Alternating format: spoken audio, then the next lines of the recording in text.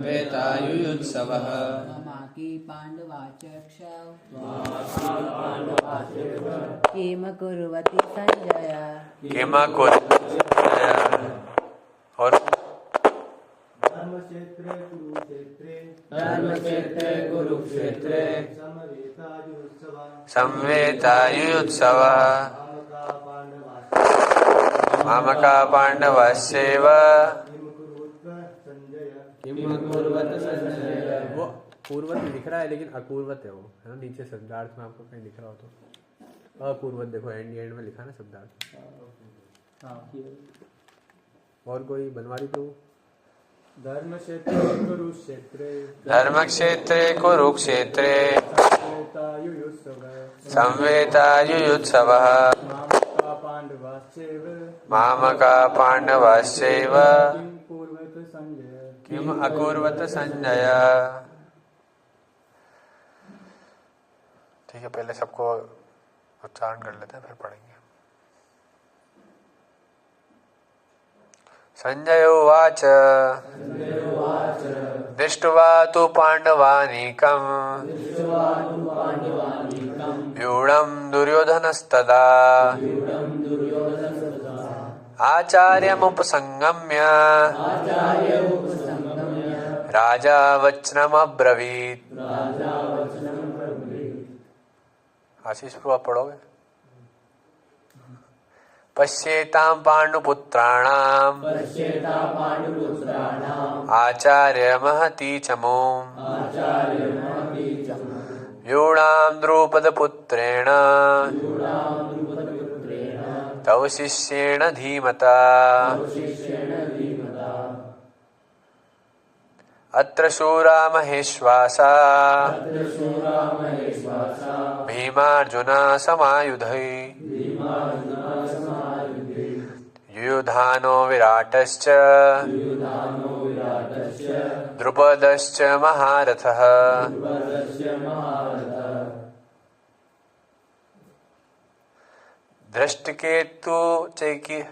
धृष्टकेतुश्चैकितानः काशीराजश्च वीर्यवान् पुरोजित कुन्तिभोजश्च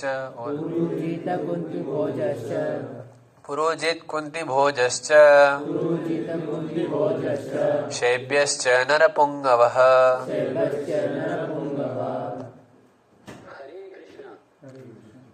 युद्धामन्युश्च विक्रान्त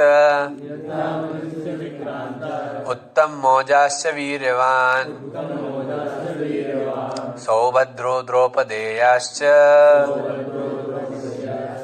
सर्व एव महारथः।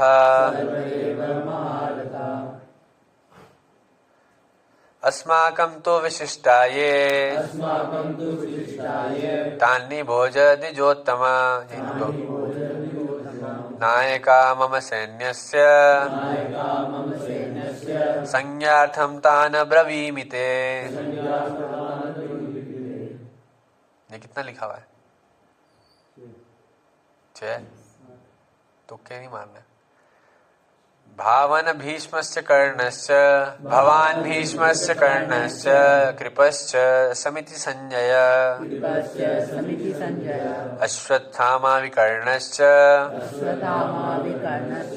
सोमदत्तिस्तथैव च। ये है 8, है ना। तो जब भी हम श्लोक उच्चारण करते हैं उससे सिर्फ यही नहीं होता है कि हम संस्कृत को पढ़ते हैं, वो तो है ही अपने आप में अच्छी बात। संस्कृत को पढ़ने से अपने आप में भाषा ही ऐसी है जिसको उच्चारण करने से काफ़ी क्लैरिटी आती है। इसमें हर एक शब्द कैसे उच्चारित किया जाता है अगर आपको पता हो तो आप जब इसको उच्चारण करोगे तो आपको आनंद आएगा। धर्मक्षेत्रे कुरुक्षेत्रे संवेतायुत्सवः। हाँ, तो कई बार क्या होगा, हमसे युत्सव हो जाएगा, युत्सवः। अगर हम डिटेल पे जाएंगे तो क्या होगा, हमको उच्चारण करने में बहुत आनंद आएगा, क्योंकि हर एक वर्ड का बहुत सिग्निफिकेंस है संस्कृत के अंदर। ऐसा नहीं कि कोई भी वर्ड हम किसी भी कारण से खा गए। जैसे इंग्लिश में लिखेंगे तो CUT को क्या लिखेंगे, कट, और PUT को पट। पट बंद कर दो जी। तो कारण क्या है? कोई कारण नहीं है, बस ऐसे ही ये इसका रूल ऐसे ही बोला जाएगा। लेकिन संस्कृत में हर एक चीज का रूल है, इसलिए इसको बोला जाएगा, ऐसे कहा जाएगा। दूसरा, ये इसको बोला जाता है देवनागरी लिपि। असली में ये देवनागरी लिपि क्यों? क्योंकि ये देवताओं यूज करते हैं इस भाषा को। सामान्य जन के जैसे अब ये सारी बातें किस में हो रही है? संस्कृत में हो रही है। वास्तव में ऐसे ही सुनाई गई भगवदगीता, ऐसे सब हुआ। तो संस्कृत सामान्य भाषा है, आप देख लो। हमारे लिए श्लोक, तात्पर्य, सब तात्पर्य उस समय भी होते थे। ऐसा नहीं कि संस्कृत का तात्पर्य नहीं थे। आपको कई सारी टीकाएं मिलेगी जो संस्कृत भाषा में ही है। मतलब आप खरीदोगे पुस्तक, उसमें संस्कृत में श्लोक लिखा है, फिर संस्कृत में तात्पर्य लिखा है, अनुवाद नहीं होता है। उसी तात्पर्य में वो संस्कृत में ही समझा रहे हैं उसको पूरा। तो तात्पर्य तो उस समय भी थे, लेकिन अनुवाद नहीं था। क्यों? क्योंकि वहां सभी को संस्कृत आती थी। किसी को, व्यक्ति को अलग से संस्कृत पढ़ने की आवश्यकता नहीं है। संस्कृत में जो लिखा है उसको समझ में आ जाता है, हिंदी में ट्रांसलेट करने की आवश्यकता नहीं है। तो ये जो भाषा है, इसके अंदर ऐसा है कि आप कितने भी वर्ड हो, आप उन सारे वर्ड्स का मीनिंग पता कर सकते हो। कोई डिक्शनरी की आवश्यकता नहीं है। अगर आपको 4000 धातु याद है तो 4000 धातु ऐसी है, अगर वो याद है तो आपको डिक्शनरी की कोई आवश्यकता नहीं। आप उसका क्या मतलब है वो पता कर लोगे। डिक्शनरी क्यों बनाएगी? क्योंकि बहुत सारे शब्द इजाद किए गए अपने उस काल पात्र के अनुसार, उसका कुछ नाम रख दिया और फिर उसको डिक्शनरी में मेंशन किया कि इसका ये मतलब होता है, ताकि सामान्य जन को पता चले। लेकिन इसमें ऐसा है कि रूल से काम चलता है कि ऐसा ऐसा लिखा है तो फिर इसका मतलब ये होगा। जैसे पूरी जब बोले मतलब आप अगर कंप्यूटेशनल दुनिया में देखोगे, या जो कंप्यूटिंग कर रहे हैं, CS वगैरह IT में यूज कर रहे हैं, तो धीरे धीरे बताते हैं क्या कि जो संस्कृत भाषा है उसमें कोडिंग करना सबसे एफिशिएंट है, क्योंकि उसमें हर एक चीज का रूल है। इंग्लिश में कोडिंग करने में रूल नहीं है, इसलिए वो मैथमेटिक्स यूज करते हैं। लेकिन ये ऐसी भाषा है जिसमें हर एक चीज कहाँ पे क्या लिखाई जाएगी, सबका रूल है, फिक्स्ड है कि यहाँ पे ये आएगा, इसके साथ ही आएगा तो इसका मतलब ये है। तो बोलते हैं सबसे ज्यादा इजी भाषा जो IT फील्ड के लिए, वो कौन सी है? संस्कृत है। आप जाके रिसर्च पढ़ लेना, कई सारे रिसर्च पेपर है। तीसरा, जब हम इसको उच्चारण करते हैं तो अपने आप मंत्र की ऐसी शक्ति है कि जब हम श्लोकों का उच्चारण करते हैं तो अपने आप उस जगह पे अच्छा एनवायरनमेंट, अच्छी ऑरा क्रिएट होती है, सिर्फ श्लोकों का उच्चारण करने से ही। ये तो सिर्फ मैंने संस्कृत के लिए बोल रहा हूँ, अभी तो ये बोला ही नहीं कि भगवान के श्लोक, सिर्फ संस्कृत की इतनी महिमा है। इसके बाद हमने पिछले संडे को चर्चा करी थी गीता की क्या महिमा है ना। अगर कोई गीता पढ़ता है तो उसका क्या वो है, वो शंकराचार्य बताता है 8 श्लोकों के अंदर, है ना। गीता महात्म्य उसका नाम। तो उसमें बताते हैं कि गंगा के स्पर्श से क्या पवित्र होता है? शरीर। उसके पाप नष्ट हो सकते हैं, लेकिन मन पवित्र किससे होता है? गीता के अध्ययन से। वो बोलते हैं कि शरीर का जितना लाभ गंगा स्नान से है, उतना ही पूरा लाभ मन का किससे है? गीता के अध्ययन से। जब आप मन से गीता का अध्ययन कर रहे हो और उसको पालन करने का प्रयास कर रहे हो, तो गंगा में स्नान करने से भी श्रेष्ठ है क्या? गीता अध्ययन करना। महाकुंभ में इतनी भीड़ लगी थी, सब गए थे ना। क्यों गए थे? पाप धोने के लिए, है ना। और फिर ताकि वापस नहीं कर सके, आकर के अभी तक सारा। तो एक सीक्रेट बात यह है कि गंगा मैया किसके पाप लेती है? जो इस मंशा से जाता है कि अब मैं संकल्प लेता हूँ कि अब जो किया उसके लिए बहुत ग्लानि है और अब से मैं पाप नहीं करूंगा, उसी व्यक्ति के पाप लिए जाते हैं। ऐसा नहीं कि जो भी जा रहे हैं बस नहाए, इधर पाप किए इधर नहाए तो काम हो गया, ऐसा कुछ भी नहीं होगा। वो अगर उसने संकल्प ले लिया कर इस संकल्प की आज से मैं नशा छोड़ दूंगा, आज से मैं सिगरेट पीनी छोड़ दूंगा, फिर वो स्नान कर रहा है तो आज तक उसने जो भी किया क्या होगा? वो क्षमा किया जाएगा। ऐसा नहीं कि वो इधर बोतलें ठंडी कर रहा है बियर की गंगा मैया में और बोल रहा है गंगा में पी लेते हैं तो पाप लगेगा ही नहीं। आजकल लोग बाग ऐसे कहते हैं ऋषिकेश पे लेके जाते हैं 8 PM और फिर वहां पे जाके रात हो जाती है तो फिर वही गंगा में दारू पी रहे हैं, सब कर रहे हैं। तो ऐसे लोगों को तो और कई गुना पाप लगता है, जो पाप न सामान्य था उससे भी कई गुना ज्यादा। तो सामान्य व्यक्ति क्या सोचता है कि मैं अगर पापों से मुक्त हो जाऊंगा जो मैंने किए हैं तो मैं बच जाऊंगा, है ना, कोई दंड मुझे नहीं भोगना पड़ेगा तो मैं सुखी हूं। लेकिन वास्तविकता कुछ और है। जब आप यहाँ पे दंड नहीं भोगते हो तो उसका कई गुना दंड नरकों में दिया जाता है कि आपने वहां दंड में भ्रष्टाचारी करी थी। कारण क्या था कि आप जिस शरीर, अब वो शरीर अलग होता है, ये शरीर अलग है, उसमें हल्का सा पेन खरोचेंगे तो चाकू घुसेड़ने जैसा दर्द होगा, लेकिन इस शरीर में सिर्फ नॉर्मल जो पीड़ा होती है वो होगी, है ना। वहां हो सकता है यहाँ आपको जेल में रहना पड़े 3 दिन, वहाँ पे हो सकता है आपको कड़ाही में रहना पड़े 3 साल, 3,000 साल, कुछ भी हो सकता है। वो हर एक के लिए फिक्स है। लेकिन इसका मतलब ये है कि हम लोग नियमों का पालन इसलिए नहीं करें कि हमको पाप से बचना है, हमको हृदय शुद्ध करना है। किसी ने मान लीजिए खूब नियम भी पालन किया, सारी चीजें करी, वेदों का अध्ययन किया, गीता पढ़ी, सब किया, है ना, और उसने खूब पुण्य अर्जित किए, उसने अपना भाग्य अच्छा बनाया, उसको अच्छी भाग्य में वस्तुएं मिली, वो स्वर्ग इत्यादि भी गया। लेकिन वहां जा करके भी उसने मानसिकता क्या रखी कि अब मैं इन चीजों का भोग करूंगा, अब मैं उनको सेंसेस के लिए यूज करूंगा। सेंसेस किसका पार्ट है? शरीर का। और हम कौन है? आत्मा।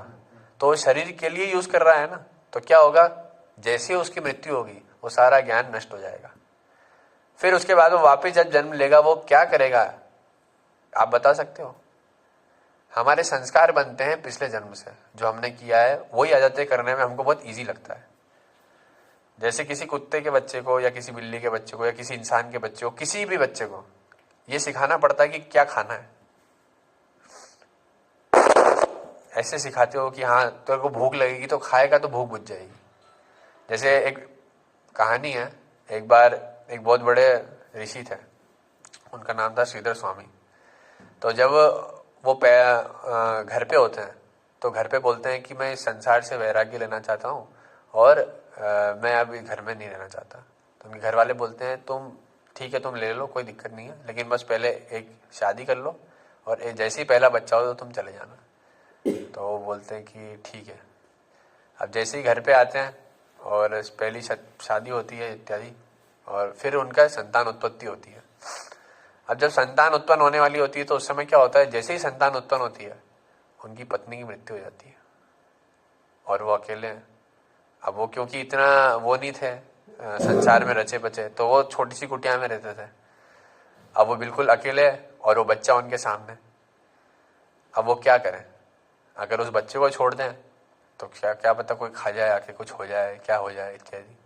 और अगर वो बच्चे के आस मुंह में रह जाएं तो कभी फिर वो तो बच्चा बड़ा होगा, फिर जाएंगे, फिर तो बूढ़े ही हो जाएंगे। जितना उसके साथ रहेंगे उतना आसक्त हो जाएंगे। तो वैराग्य कैसे लें? तो वो बहुत गंभीरता से सोच रहे थे अब मैं क्या करूं, वो चिंतन में थे। तो इतने में क्या होता है कि जहाँ थे उस दीवार पे से एक छिपकली जाती है ना, और छिपकली जैसे ही छलांग लगाती है तो उसका जो बच्चा होता है वो नीचे निकल जाता है, गिरता है। जैसे ही बच्चा आता है, छिपकली के अंडे होते हैं वैसे तो, है ना, तो अंडे से बच्चा नीचे गिरता है, अंडा नीचे गिरता है और बच्चा बाहर आता है। जैसे ही बच्चा बाहर आता है 2 सेकंड होते हैं, जैसे ही बच्चा बाहर आता है चलता है इधर उधर, उसको तो कोई ट्रेनिंग नहीं देनी पड़ती, कोई स्कूल नहीं। जैसे ही वो मक्खी उड़ती देखता है अपने पास में बैठती है वो खा लेता है।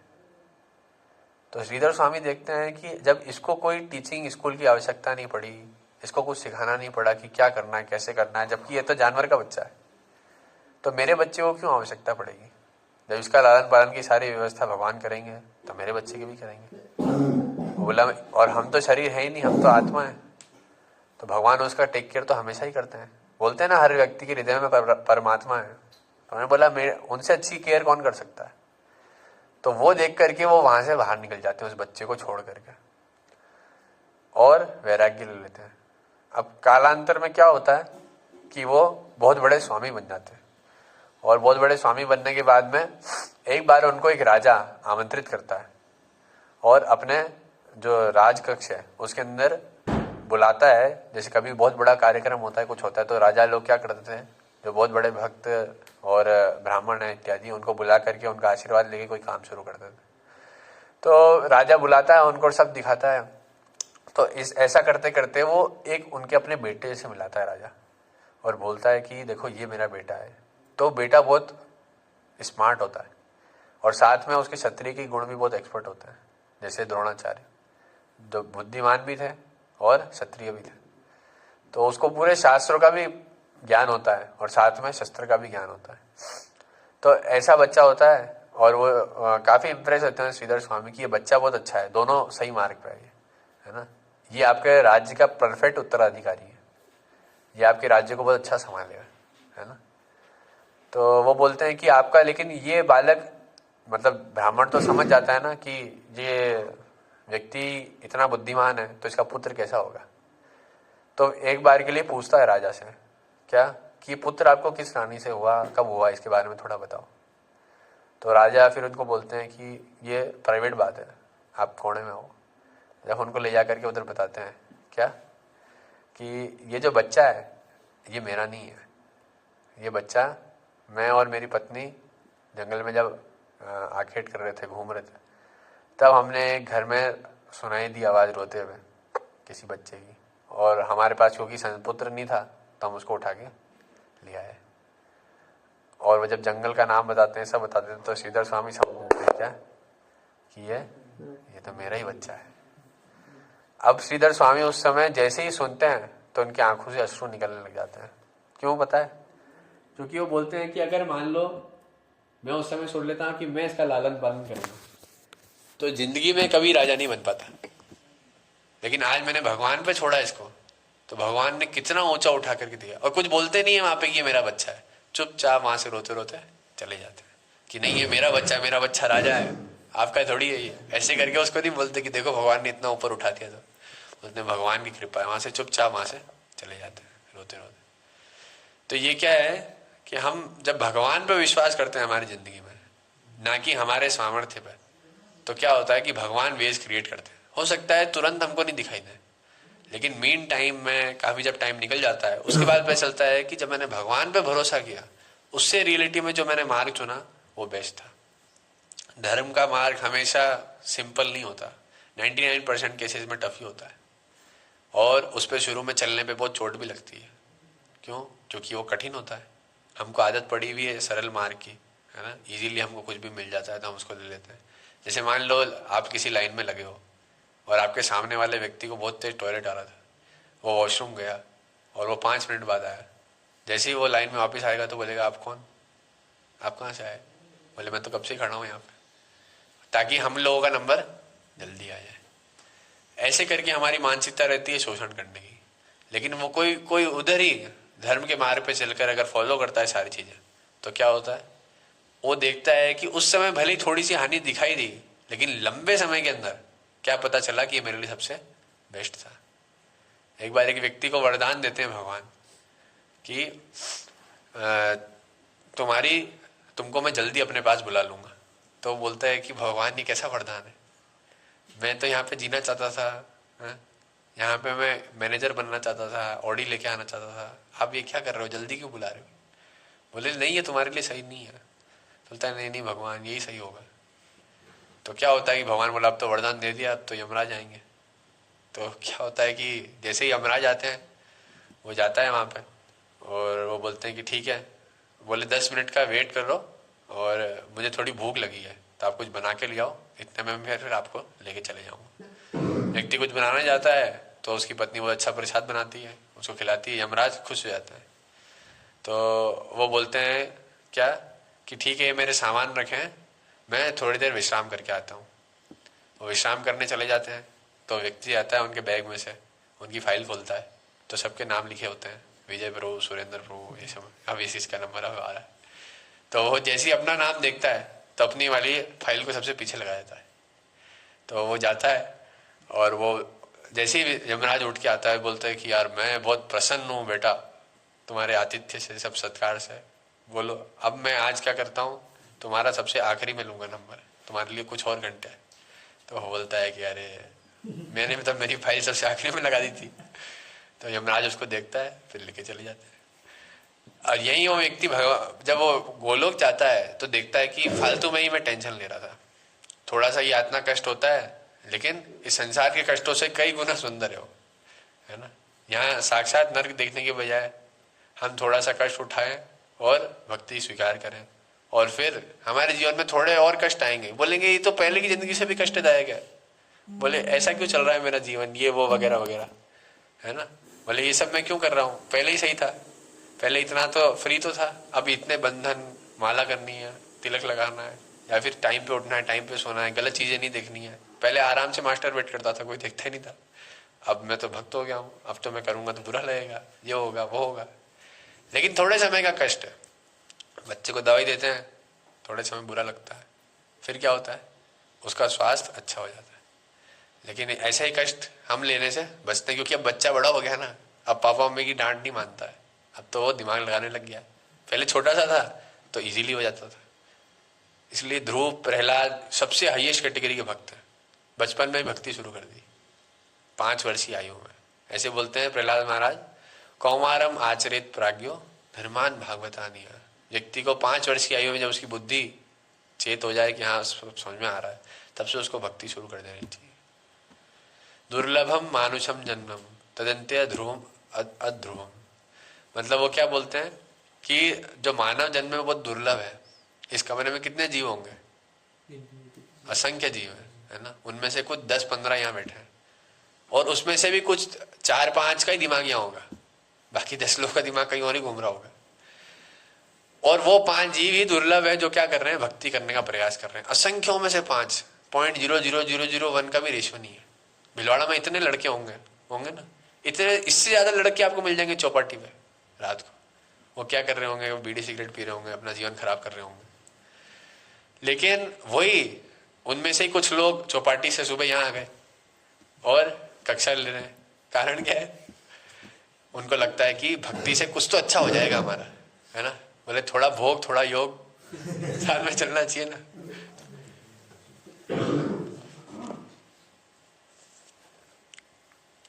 ठीक है, तो हमारे टॉपिक पे वापस आते हैं। धर्म क्षेत्र कुरुक्षेत्र। जो भगवत गीता है उसके बारे में बताया गया था कि जो सारे वेद हैं वो एक गाय के समान है और अर्जुन कौन है? बछड़े के समान। बछड़ा क्या करता है? गाय को आकर्षित करता है। जब तक बछड़ा है तब तक ही गाय दूध देती है। आजकल तो इंजेक्शन लगाते हैं बहुत सारे, फिर गाय का दूध निकालते हैं। ऑक्सीटोसिन नाम का वो आता है, उसको लगा के दूध निकाल, वही हम पीते हैं और उससे कई सारी बीमारियां होती हैं। मतलब आप इनफर्टाइल भी हो सकते हो, मतलब आपके बच्चे पैदा करने की क्षमता खत्म हो जाए। इस हद तक वो बैंड है, वो जो केमिकल है वो बैंड है, आप यूज नहीं कर सकते, लेकिन उसको इंजेक्शन में भर भर के यूज करते हैं। क्योंकि बछड़ा नहीं है तो गाय का खून को दूध में परिवर्तित करने के लिए कुछ तो चाहिए, तो बाहर से केमिकल यूज करते हैं वो। जब बछड़ा है तो माँ अपने वात्सल्य के कारण दूध निकलता है, लेकिन यहाँ ये केमिकल से जो निकलता है ये तो जहर है। दूध के नाम पे वास्तव में जहर है। उसको पीने से तो ऐसे कैंसर तक की डिजीज हो सकती है। और वो ही पूरे मार्केट में बिक रहा है आज, है ना। दूध के नाम पे, पनीर के नाम पे पनीर है ही नहीं, है ना। पनीर बोल रहे हैं लेकिन कुछ और है, मटर पनीर। तो इसलिए अगर किसी के पास गाय दूध जमीन है, उसको छोड़ के हम ही भागें फिर शहर में आए। अब हम शहर की वस्तुएं खाएंगे। और आज भी हम में से कोई जग जाए, चेत जाए कि नहीं हमको गांव में रह करके इसको बढ़ाएंगे, इसको यूज करेंगे, तो आज भी हमारे भारत के पास में ही अपॉर्चुनिटी। बाकी बाहर तो ऐसी हालत है कि सभी खत्म हो चुका है। विदेश में चले जाओगे तो आप दूध ही नहीं मिले हो सकता है ना। वहाँ यूज ही नहीं करते हैं दूध लोग, वहाँ तो गाय को काट के खाते हैं, बैलों को इत्यादि। सबसे बड़ा बीफ एक्सपोर्टर तो इंडिया ही है खैर, जो सबसे ज्यादा गौमांस बाहर भेजता है। आप बताओ, जो लड़ रहा है पूरे देश में कि गाय का मांस नहीं खाना है, वो उसी तरफ से सबसे ज्यादा गाय का मांस जाता है बाहर। नंबर 1 है इंडिया। क्यों पता है? क्योंकि इंडिया पूरे वर्ल्ड में सबसे बड़ा मिल्क प्रोड्यूसर है। अब मिल्क तो प्रोड्यूस हो गया, अब गाय की एज हो जाती है या सांड कोई काम का ही नहीं है, खुला घूम रहा है रोड पे, उसको यूज करना आ ही नहीं रहा है। खेतों में हमने ट्रैक्टर चला दिया ना, या फिर हम उसको कुछ मोर डायनामो में लगा के भी घुमा सकते थे, उससे चक्की घानी का कुछ तो निकाल। बोले नहीं फास्ट करना है, फास्ट करना है, फास्ट करना है, तो सांड को तो भेजो कहाँ? कत्ल खाने में। और आप इधर लगाओ मोटर, उससे काम कराएंगे। तो फिर वो तो सीधा ही किसी का, वो बैल का तो मेंटेनेंस ही बहुत भारी काम है, उसको तो आप रखना ही ऐसा लगता है कि बस पैसा जा रहा है। गाय ने दूध देना बंद किया, वो भी जाएगी कहाँ? कत्ल खाने में। बछड़ा इवन छोटा है, कई सारे बछड़े को आप देखोगे कि दूध कैसे निकालते हैं, कई बार इंजेक्शन नहीं लगाते, बछड़े को रखते हैं सामने, मतलब बछड़े की खाल निकाल देते हैं, बछड़े को बेच देते हैं, उस खाल को लपेट देते हैं लकड़ी पे, उसको माँ के सामने रखते, तो माँ सूंघती कि हाँ ये वो आ रहा है, स्मेल आ रही है मेरे बच्चे की, रोते रोते दूध देती है वो। अब वो ऐसे दूध पीने से किसका पोषण होगा? क्या लगता है? हमारा पोषण होगा उससे, और हमारी चेतना खराब होगी। वो दूध हम पी रहे हैं, आप देख लेना डॉक्यूमेंट्री करके, अभी कई बार आती रहती है ना। एक है चैनल सात्विक मूवमेंट, उस पर आई थी अभी लास्ट। उन्होंने हर जगह जा जाके ऑर्गेनिक वाले में भी सर्च किया उन्होंने।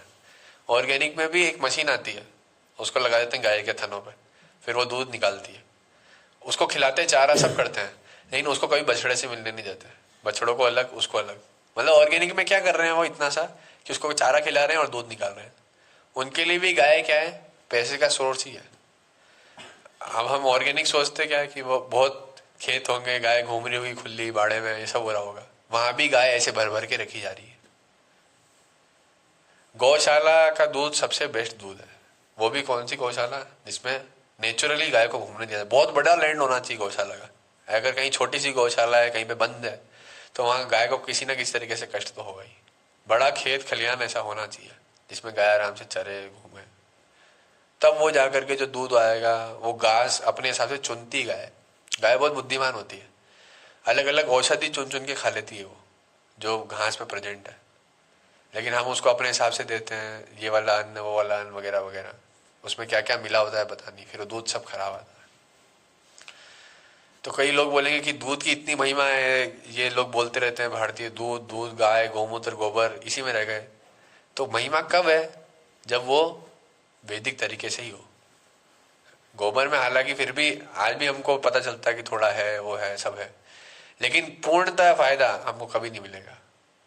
हम वो लोग हैं जिनके पास मौका था, लेकिन हमने ही हमारे हाथों से शहर की तरफ स्विच किया और गांव को बंद कर दिया। हम वो पीढ़ी होंगे जो पूरा आगे जाकर के सब गालियां दे रहे होंगे हमको कि बोले उन लोगों को इतनी बुद्धि नहीं थी कि उन्होंने ऐसा कर दिया।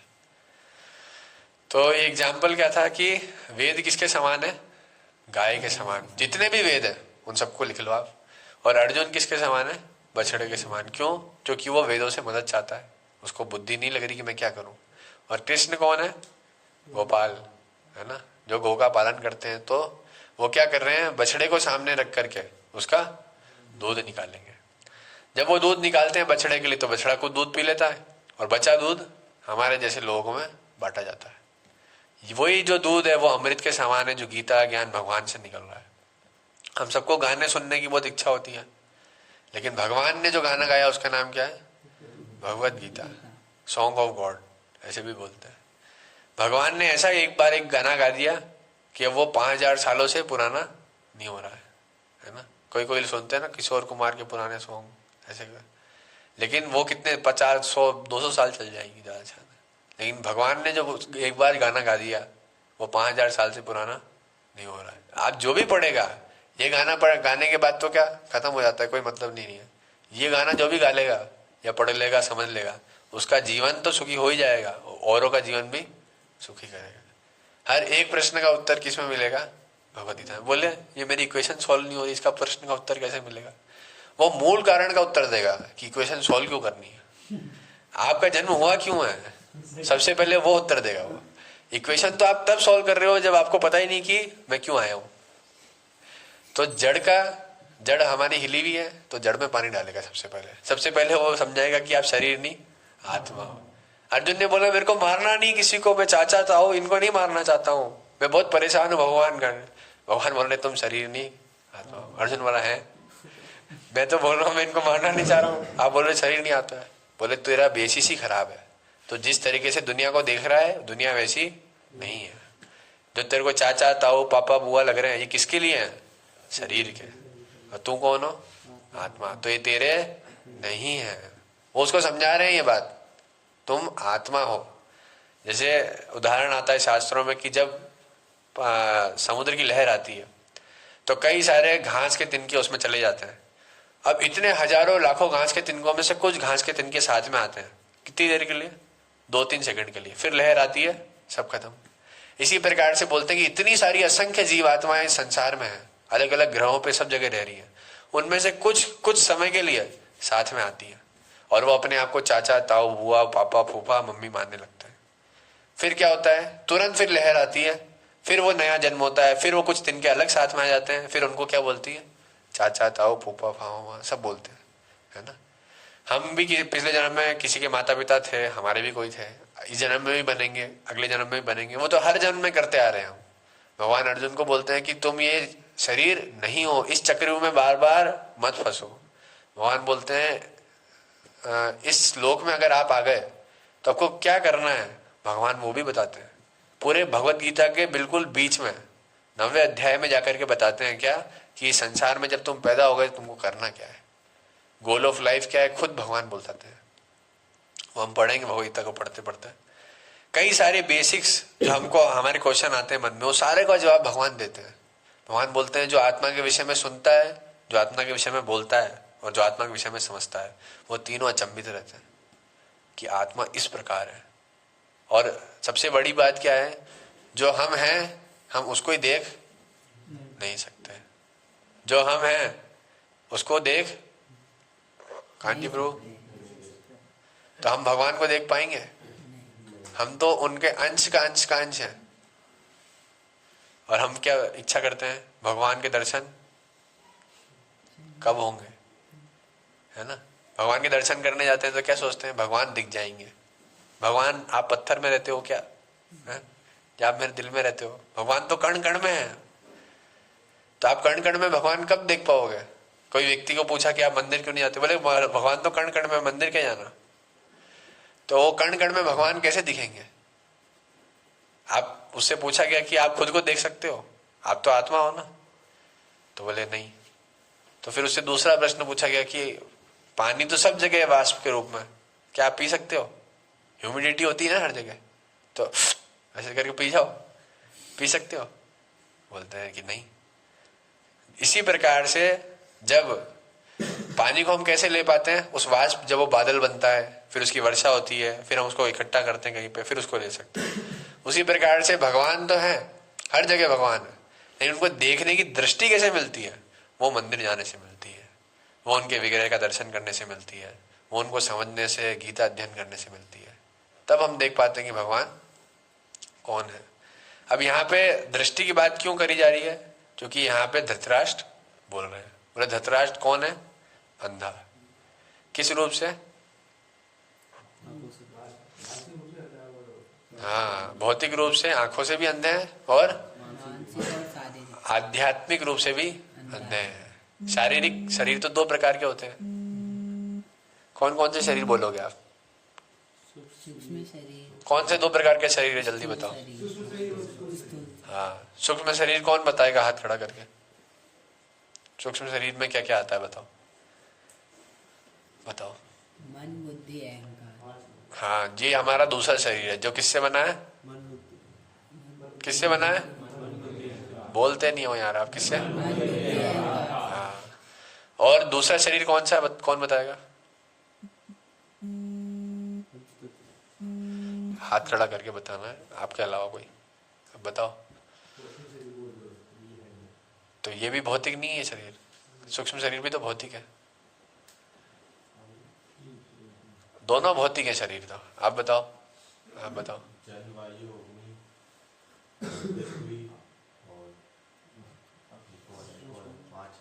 एक और है, खोज चल रही है अभी।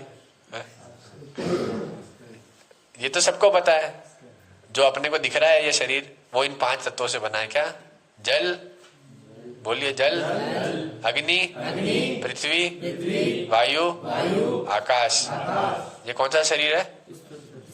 स्थूल शरीर। कौन सा? स्कूल शरीर कौन बोल रहा है? ठीक है। दूसरा शरीर कौन सा है? सूक्ष्म शरीर। सूक्ष्म शरीर क्योंकि सूक्ष्म तो हमें दिखाई नहीं देता, लेकिन हम उसके सिम्टम देख सकते हैं। क्या? सबके पास मन है, सबके पास बुद्धि है। आप बोलोगे बुद्धि तो इसी शरीर का पार्ट है, ब्रेन, ये रहा ब्रेन, है ना, यहाँ से सब प्रोसेसिंग होती है। लेकिन आप ऐसा पढ़ोगे तो पता चलेगा कि कई सारे ऐसे लोग होते हैं जिनका यहाँ से भी ये पार्ट कटा होता है, लेकिन उनका IQ फिर भी 120 है। इतना सा ब्रेन मैटर है जो यहाँ की सेल्स है, वो फिर भी 120 IQ है, क्योंकि ये सिर्फ प्रोसेसिंग आइटम है। जो मेन आइटम है जो कंप्यूटर यूज करता है वो किसी और का ब्रेन है। वो ब्रेन उस शरीर में आता है, कौन सा? मन, बुद्धि, अहंकार। ये अहंकार है, इसलिए हम क्या मानते हैं? हम ये शरीर है। ये अहंकार जिस दिन खत्म हो जाएगा हमें पता चल जाएगा कि हम आत्मा है। ये कौन सा अहंकार है? मिथ्या अहंकार। कौन सा? मिथ्या अहंकार का मतलब फॉल्स ईगो, जो असली में नहीं है, वो आपको बताता है कि ये मैं हूं। जैसे कार में बैठ जाते हैं तो क्या बोलते हैं? मैं जा रहा हूं। क्या मैं जा रहा हूं? नहीं, मैं बैठा हूं, कार मुझे लेके जा रही है। जब गाड़ी ठोक जाती है तो क्या बोलते हैं, मुझे क्यों ठोका? आपको नहीं ठोका, आपकी कार को ठोका। लेकिन क्या अहंकार आ जाता है, मुझे क्यों ठोका, उससे अपना मानने लगता है। इसी प्रकार से आत्मा क्या मानती है कि ये मैं हूं, मेरे चांटा क्यों मारा, है ना, क्योंकि ये मैं हूं, मैं हूं। जैसे इसको दबाओ आप, कोई दर्द होगा? हाँ? लेकिन आप तो ही हो, तो ये तो कई लोग बोलते हैं ना, ये तो मैं हूं, मेरे बाल हैं, तो इसको दबाने से दर्द नहीं हो रहा। क्यों?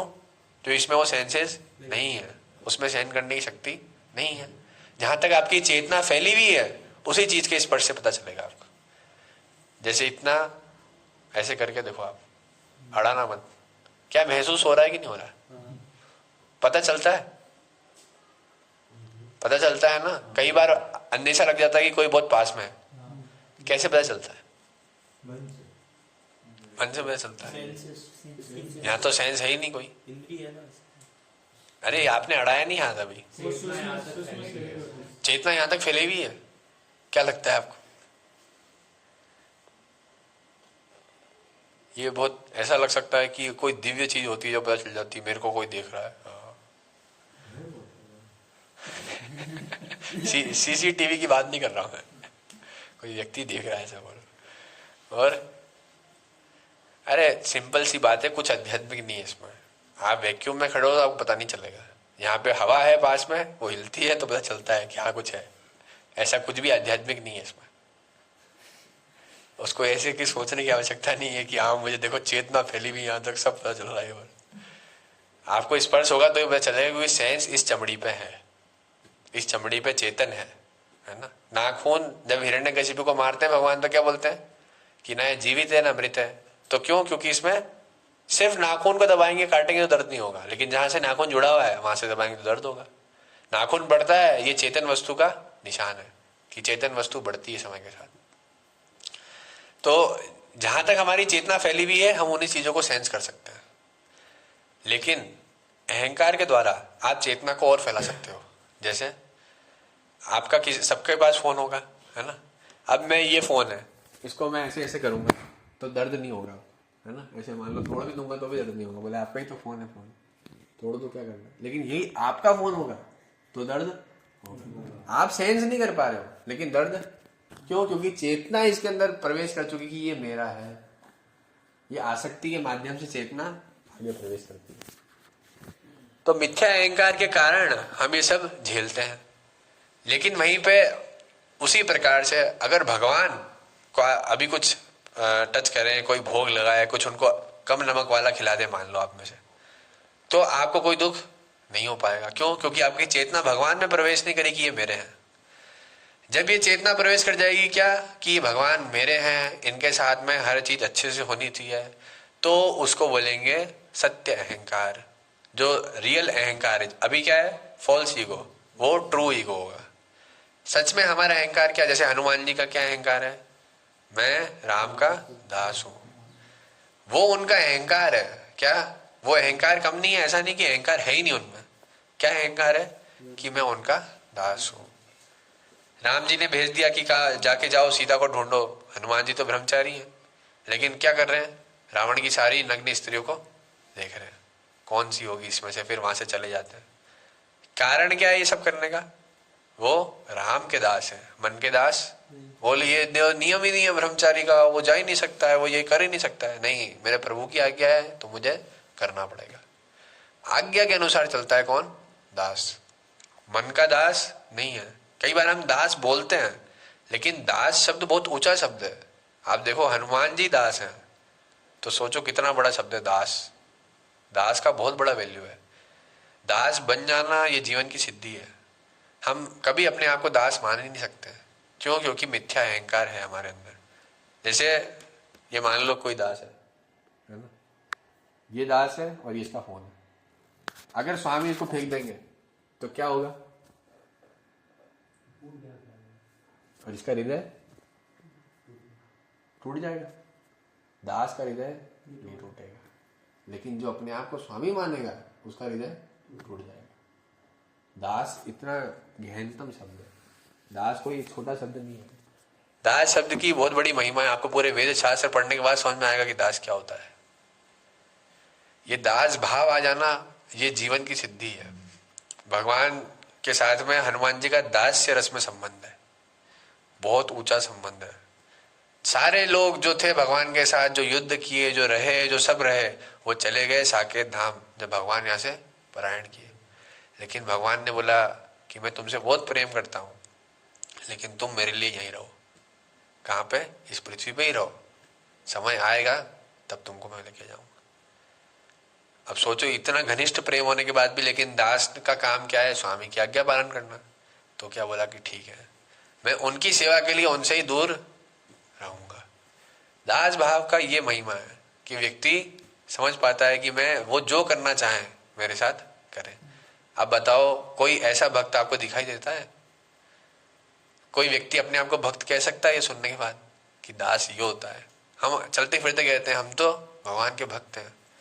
राम भक्त जो शब्द है ये बहुत बड़ा शब्द है। राम भक्त हनुमान है। हम राम भक्त होते तो हम कितनी सारी चीजें हम जो करते हैं वो आज करते ही नहीं, है ना। राम राज्य तो चाहते हैं, लेकिन राम भक्त बनना नहीं चाहते। क्या चाहते हैं? राम राज्य आ जाए। हम कौन से भक्त हैं? काम भक्त हैं। क्या है? कामनाओं के भक्त हैं। हमारी जो कामनाएं चलती हैं उनके। तो कौन सा राज्य है फिर हमारा? काम राज्य है। चारों ओर काम फैला हुआ है, आप देख सकते हो। पोस्टर, होर्डिंग, सब जगह क्या है? कामनाएं फैली हुई हैं। मेडिकल्स की कमाई 90% किससे होती पता है आपको? जो गलत चीजें हैं उनसे, अबॉर्शन की गोलियों से, इससे 90% कमाई होती है। क्यों? क्योंकि काम राज्य है। चारों ओर क्या फैला हुआ है? काम फैला हुआ है। हर जगह हर व्यक्ति काम से परेशान है। लस्ट ऐसे घुसा हुआ है दिमाग में।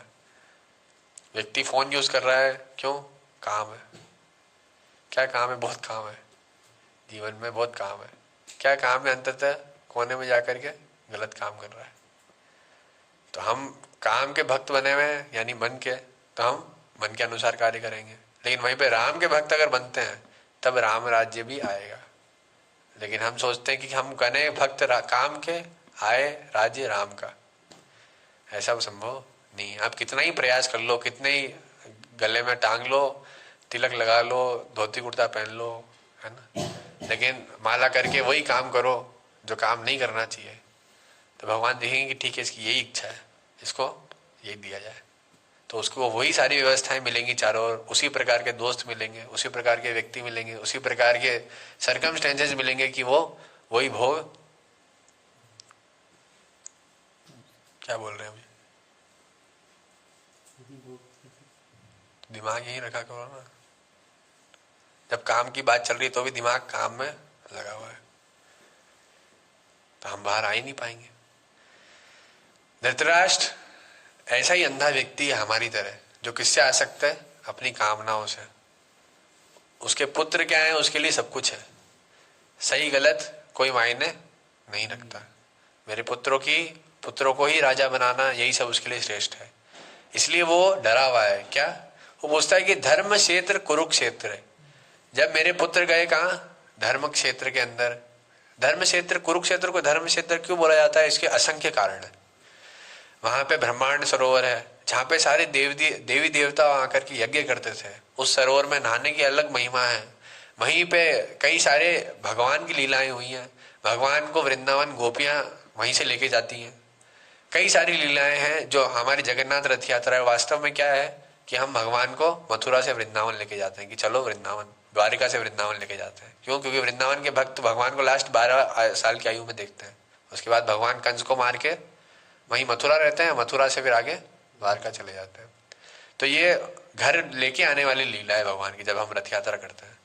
ऐसे ही कुरुक्षेत्र के अंदर भी सेम यही पास टाइम होता है। जब भगवान बहुत वो हो जाते हैं, बहुत समय से वृंदावन नहीं जाते हैं, तो सारी गोपियां वहां स्नान करने आती है ब्रह्म सरोवर में। भगवान भी वहीं आते हैं और फिर वो उनको वहां से लेके जाती है। तो ऐसी और भी बहुत सारी लीलाएं हैं। राम जी के समय में भी वहां बहुत कुछ हुआ। कुरुक्षेत्र इसलिए क्या गया, कहा गया? धर्म क्षेत्र है। वहां उस क्षेत्र में जाने से ही धार्मिक विचार आएगा। तो ऐसी जगह मेरे बेटे गए जो वहां अधार्मिक लोग हैं, है ना। धर्म का नाम सुनते ही तो उनको क्या आता है? क्रोध आता है कि धर्म की बातें क्यों हो रही है यहाँ पे, है ना। थोड़ी कामनाएं, क्रोध, लोभ इत्यादि की बातें हो तो अच्छा लगता है। तो मेरे पुत्र कहाँ गए? कुरुक्षेत्र में इकट्ठे हुए। किसके लिए? युयुत्सव, युयुत्सु सुना है आपने शब्द? कोई एनीमे देखता हो तो सुना होगा, जुजुत्सु। हाँ, तो जुजुत्सु किसको बोलते हैं? कई कभी योग को जोग बोलते हैं लोग, है ना? तो ऐसे जुजुत्सु इसको बोल रहे हैं। वो शब्द यहीं से आया है। जुजुत्सु मतलब लड़ने के लिए, युत्सव इकट्ठे हुए, संवेता यानी इकट्ठे हुए किसके लिए? एक उत्सव। कैसा उत्सव? युयुत्सु, लड़ने का उत्सव। तो जब इसके लिए इकट्ठे हुए तो मेरे और पांडवों के पुत्रों ने क्या किया? तो लड़ने के लिए इकट्ठे हुए तो क्या करेंगे? तो फिर ऐसा प्रश्न क्यों पूछ रहे हैं? अंधे हैं इसलिए। वो ये जानना चाहते हैं कि कहीं मेरे पुत्र वहां जाकर के कोई धर्म का गलत प्रभाव तो नहीं पड़ गया उन पर। कहीं वो धार्मिक होकर के सोचने लगे कि क्या लड़े, वहां राज्य दे देते हैं। कहीं उनमें गलत तो धर्म का प्रभाव नहीं पड़ने लग गया है ना? कहीं वो दानी तो नहीं हो गए, दया तो नहीं है कि उनके हृदय में। आज भी वो मेरे बेटे क्रूर हैं कि नहीं है, वो धृतराष्ट्र ये चेक करना चाह रहे हैं, देखना चाह रहे हैं कि मेरे बेटे आज भी मेरे राज्य के प्रति लड़ना चाह रहे हैं कि नहीं। ये इसका भाव है। धृतराष्ट्र ने कहा, हे संजय, धर्म भूमि कुरुक्षेत्र में युद्ध की इच्छा से एकत्र हुए मेरे तथा पांडवों के पुत्रों ने क्या किया? जैसे आप लोगों से पूछे कि प्रसाद मंत्र पढ़ने के बाद आपने क्या किया? प्रसाद पाया, है ना? लेकिन वो क्या बोल रहे हैं? धर्म क्षेत्र कुरुक्षेत्र की युद्ध की इच्छा से एकत्र हो गए पुत्र, फिर उन्होंने क्या किया? तो बोले युद्ध किया। तो इसी प्रकार से, लेकिन क्या डाउट है? कारण क्या है डाउट का? कि धर्म क्षेत्र का कहीं गलत प्रभाव तो नहीं पड़ रहा है मेरे बच्चों में। ऐसे कई सारे जब बच्चे मंदिर आते हैं तो बोलते हैं मंदिर का गलत प्रभाव पड़ रहा है मेरे बच्चों में, ज्यादा भक्ति हो गई है इसकी, अब इसकी भक्ति बंद करनी पड़ेगी। तो ऐसे क्या है, हम सब भी धृतराष्ट्र से चारों घिरे, हम भी धृतराष्ट्र ही हैं, कोई अलग व्यक्ति नहीं है। जैसे कभी कभी हमको बोलते हैं क्या कि प्रभु जी सुबह उठिए, आपको सुबह उठना श्रेष्ठ है, आप यहाँ आइएगा सुबह उठ करके। मैं वहां आऊंगा तो माला कराएंगे यार, मंगल आरती होगी, सोने नहीं देंगे। कई बार ऐसा होता है हमारे यहाँ, रात को भक्त आते हैं इच्छा करके सोने के लिए कि हम सोएंगे, सुबह मंगल आरती करेंगे इत्यादि। सुबह होते ही है तो प्रभु जी वो स्कूल जाना, घर जा रहा हूँ मैं ना। घर जाते हैं, घर जा करके सो जाते हैं। कारण क्या है? बोले यहाँ सोएंगे तो फिर कष्ट होगा, सर्दी में ठंडा ठंडा पानी, गर्म गर्म रजाइयों में कैसे सेट होगा। लेकिन वहीं पे अगर व्यक्तिकृत संकल्प है तो कई सारे भक्त ऐसे हैं जो घर से ही मंगल आरती डेली करते हैं, सुबह उठ करके नहाते हैं, सब करते हैं। कारण क्या है? कृत संकल्प है कि मुझे सुधरना है, भगवान के लिए कर रहा हूं मैं। धृतराष्ट्र का क्या है कि कितना भी बुरा हो लेकिन मैं ऐसा ही रहूंगा, हम नहीं सुधरेंगे, है ना? ऐसे लोगों को इंजेक्शन लगा होता है एचएनएस मतलब हम नहीं सुधरेंगे, बोले हम तो ऐसे ही रहेंगे, क्या करना है तुमको कर लो। बोले भगवान आपकी वो माया को चैलेंज करते हैं, कितना माया में गिरा सकती है बता, कितना मैं ज्यादा और अपना जीवन बिगाड़ सकता हूँ। इस प्रकार से अपना पूरा जीवन जीते हैं और फिर अंत में क्या हासिल होता है? बहुत ही ज्यादा ग्लानि होती है कि मैंने मेरा जीवन व्यर्थ कर दिया। आज जो रजाई हमको इतनी अच्छी लग रही है, कल ऐसा लगेगा कि यार मैंने क्यों अपना समय बर्बाद किया सोने में। कई लोग ऐसा बताते हैं कि मेरे जीवन आज तक 20 साल का है और उसमें से 10 साल मैंने सोने में निकाल दिया। क्या करता हूँ? 12-12 घंटे सोता हूँ, सुबह 10 बजे उठता हूँ, 12 बजे उठता हूँ, 1 बजे उठता हूँ। आजकल लोग मतलब महसूस करते हैं, गर्व की बात है, पता है 1 बजे उठता हूँ मैं। वो क्या, मैं लेट हो गया ना? क्या कर रहे थे? बोले सो रहा था, रात को मैं 3 बजे सोया था ना, इसलिए। तो लोग गर्व महसूस करते हैं कि रात को बहुत लेट सो रहा हूँ मैं, तो बहुत ऊंचा काम किया है मैंने, है ना? कोई ऊंचा काम नहीं किया। चोर भी जा सकता है रात को 3-4 बजे तक, वो कोई ऐसा महान व्यक्ति तो नहीं बन जाता। हम हमारे स्वास्थ्य क्या कर रहे हैं? कहीं और चले गए क्या आप? तो मेरे को डर लगने लग गया आपको, बोले इतना बोल रहे हो, मैं लेट उठता हूँ तो मार दूंगा अभी। आपको नहीं बोल रहे हैं। आप कितने बजे उठे थे आज? आपने उठाया था क्या? नहीं, 5 बजे फोन किया था, उस टाइम उठ ही गए थे, 5:30 बजे। चलो, बाकी कब उठते हो संडे को? बाकी लेट ही बताओगे नहीं? क्या पता, टाइम फिक्स नहीं है। मैंने टाइम ही फिक्स नहीं है ब्रो जी, जब मन करता है। भगवत गीता एक बहुपठित आस्तिक विज्ञान है। आप में से कोई पढ़ेगा इसको? सुरेंद्र प्रभु आप पढ़ो।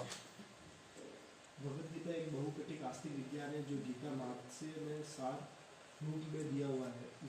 इसमें यह उल्लेख है कि मनुष्य को चाहिए कि वह श्री कृष्ण के भक्त की सहायता से संरक्षण करते हुए भगवद गीता का अध्ययन करे और स्वार्थ प्रेरित व्याख्याओं के बिना उसे समझने का प्रयास करे। अर्जुन ने जिस प्रकार से साक्षात भगवान कृष्ण से गीता सुनी और उसका उपदेश ग्रहण किया, इस प्रकार की स्पष्ट अनुभूति का उदाहरण भगवद गीता में ही है। ये उसी गुरु परंपरा से है। निजी स्वार्थ से प्रेरित हुए बिना किसी को भगवद गीता समझने का सौभाग्य प्राप्त हो तो वह समस्त वैदिक ज्ञान तथा विश्व के समस्त शास्त्रों के अध्ययन को पीछे छोड़ देता है। पाठक को भगवद गीता में न केवल अन्य शास्त्रों की सारी बातें मिलेगी, अपितु ऐसी बातें भी मिलेगी जो यंत्र कहीं उपलब्ध नहीं है।